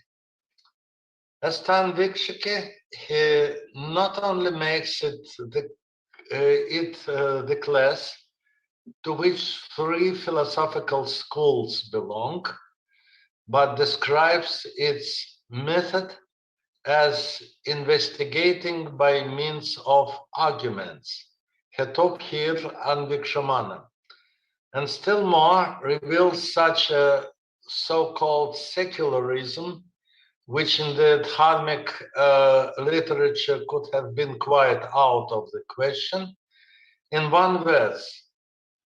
As to name it, I mean Anvikshike, the light of all knowledge, 3 Vedas included, and foundation of all successful activity and human prosperity. He cites this text, this verse as coming from a law, but I believe that it was composed by himself. And I'll quote it. Light to all kinds of knowledge is a means to accomplish all kinds of acts, and receptacle of all kinds of virtues is the science of Anvikshike ever held to be. By what reason? Because the light is such a thing that helps see all other things in their truth. Namely, what our profit and damage are in economy, correct and incorrect means in politics, and even dharma and adharma in the scope of the 3 Vedas. But Kamandake in the Nitya Sada, I believe it could be dated from the 5th to 6th centuries of Common Era, a follower of the author of the Arthashastra, who managed to expound its subjects in 20 versified chapters, corroborates, while endorsing royal science again, the definition of the Manavadharma Shastra to the result that Anvikshike is the science of Atman.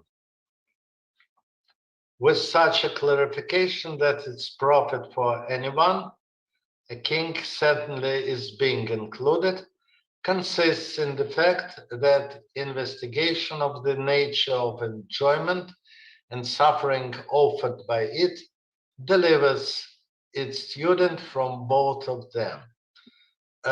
Chapter 2, verses 7 and 11.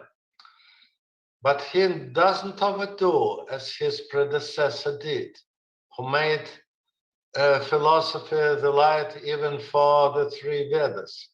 by living dharma and the dharma holy on the care of the Vedas.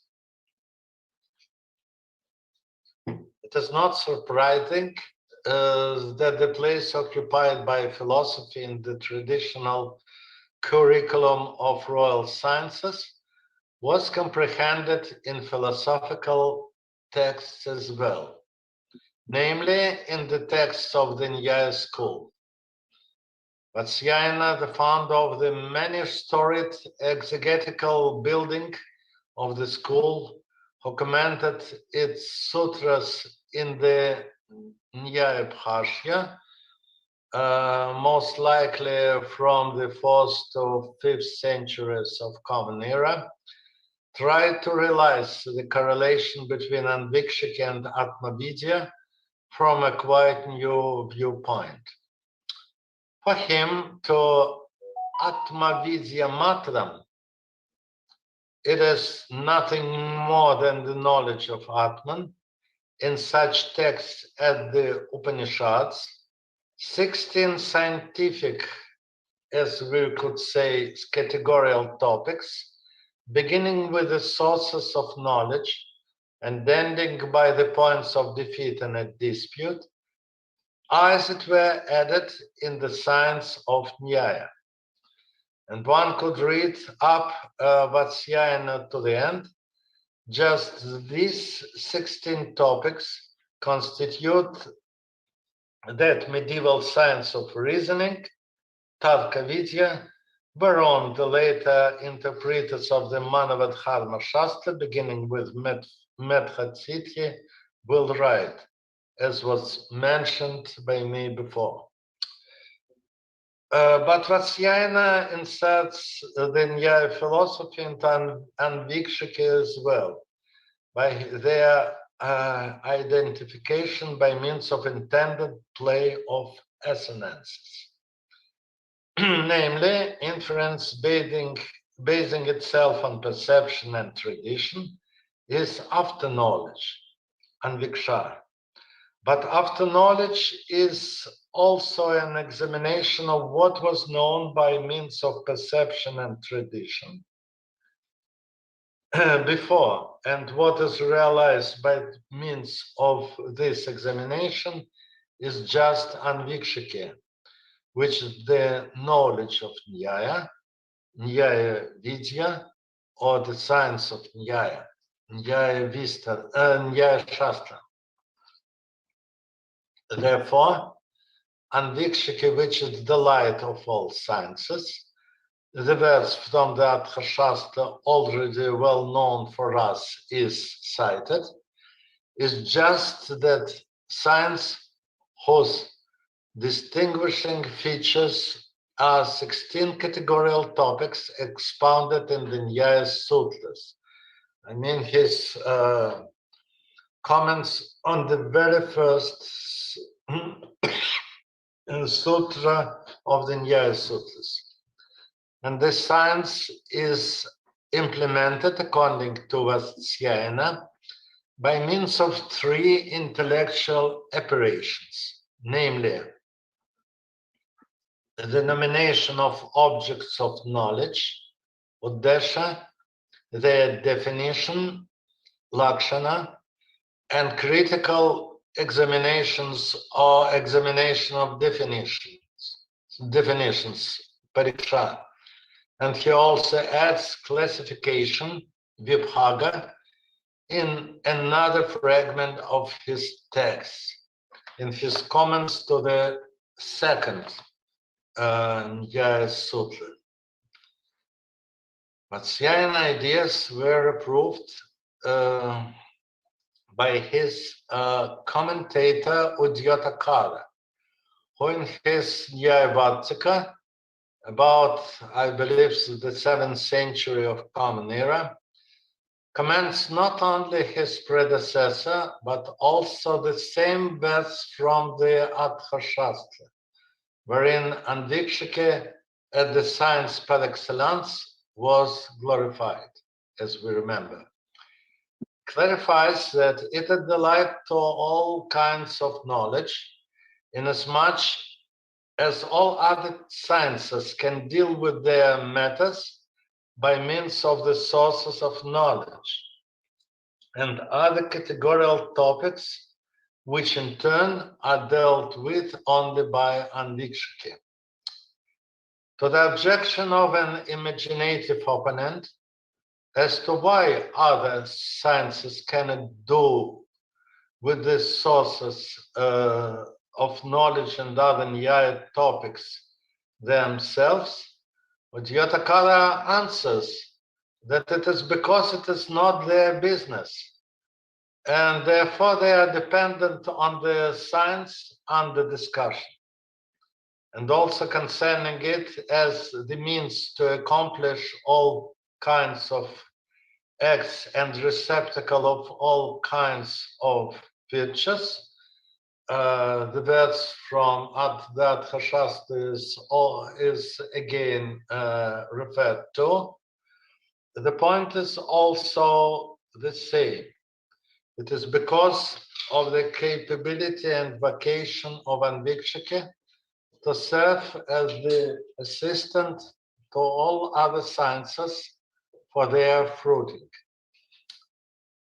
Also, Medhatit, his contemporary Jayantabhata, in his Nyaya Manjari, while having endorsed that there are just 4 sciences in the world, devoted himself to pastime with etymologization, very popular in Indian scholarship.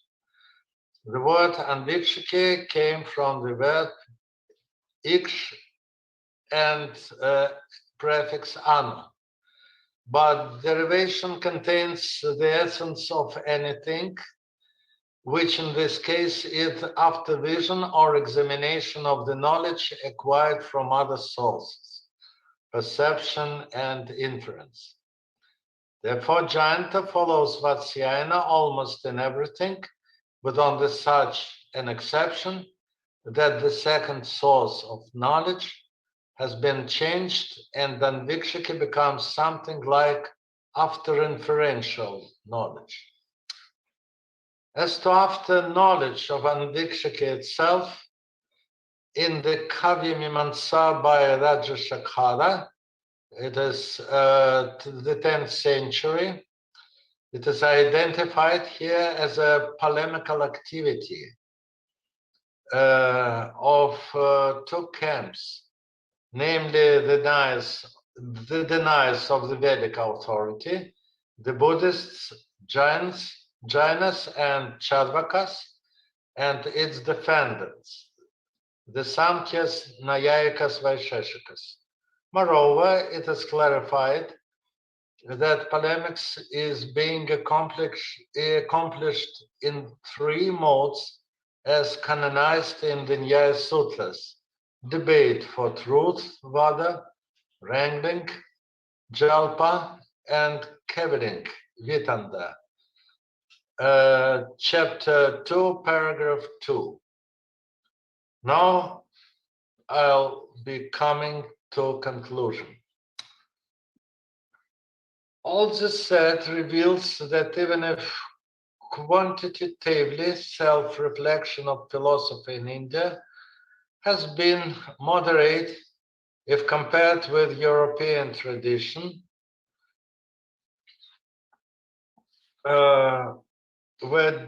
wherein, for example, different facets of understanding philosophia only in Plato's texts could constitute the contents of a whole book, and numerous investigations in the field have been already published, but quantitatively small extent of this reflection helped it be more qualitatively centered. 2 avenues for understanding the vocations of philosophy had been paved in the Manavadharma Shastra at the science of Atman, and in the Adha Shastra as a kind of meta-science, the idea enthusiastically developed by the philosophers of Nyaya and in accordance with it, philosophy was considered later in India the dual unity of the ideological and methodological constituents. Most clearly, it has been clarified by the great philosopher Vatsyayana, who differentiated mere knowledge of Atman in the manner of the Upanishads, and the same knowledge in the context of professional investigation supplied with the spatial categorical topics. Under the angle of comparative philosophy, one cannot avoid a striking parallel here with Arthur Schopenhauer, for whom ordinary sciences can also bear their fruits only through corresponding applied philosophies, like philosophy of botany, philosophy of zoology, and so on, which in turn draw upon the proper philosophy, which investigates the principle of sufficient reason while they only use it. But what is of much more importance? In the understanding of philosophy from the Arthashastra, to Nyaya is nearest to Ludwig Wittgenstein's vision, wherein it is first of all a practice and not doctrines. So the famous aphorism for 112 in the Tractatus runs as, I quote it, philosophy aims at the logical clarification of thoughts. Philosophy is not a body of doctrines, but an activity. A philosophical work consists essentially of elucidations. Philosophy doesn't result in philosophical propositions, but rather in the clarification of proposition. The end of quotation. A difference could be identified by the fact that in India this practice was recognized not as monologic clarifications of notions, but as the dialogical, namely controversial work on propositions and correspondingly concepts, as was highlighted by Rajashekhara, but presupposed also in the related contexts of the commentaries on the Manavadharma Shastra. And what is of most importance, in the very practice of Indian actual philosophizing. One can mention only in this regard that the highest title for a philosopher in India was Digvijayan, that is the winner of all opponents, and that even ancient Indian inferences themselves included surplus members. They were, beside the 5-membered, also 7 and 10-membered ones, as compared with Aristotelian syllogism, just for such a reason that polemics of a proponent with an opponent, real or imaginative, was surely reflected there.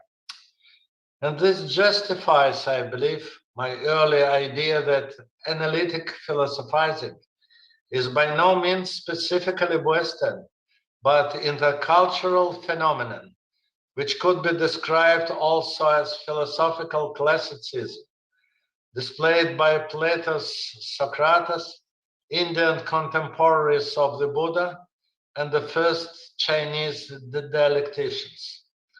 There are only 2 reasons for overlooking these parallels, one of them being residual hypocritic Eurocentrism, and another one, and much more important, quite sincere lack of understanding that analytic philosophy is just a practice and not a set of doctrines, wherein Wittgenstein, as we saw, was also sure.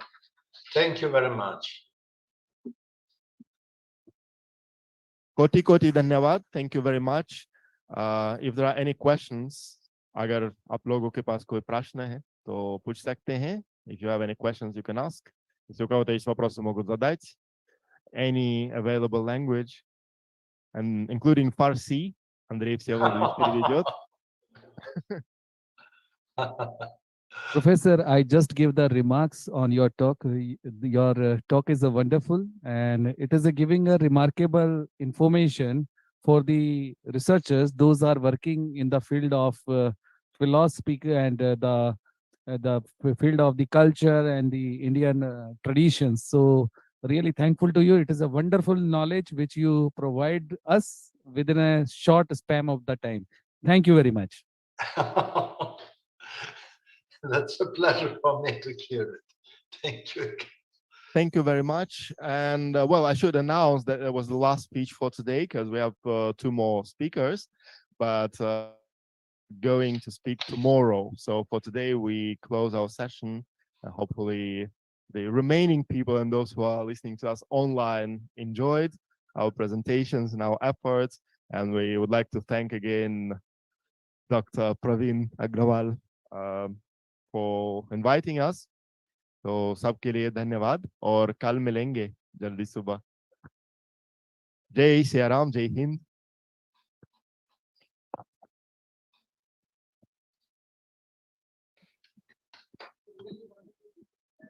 Так, ну что же, я думаю, что мы можем вполне. Сейчас, одну секундочку, это не наши кто-нибудь? Они уже ничего не слышат, видите, как умно.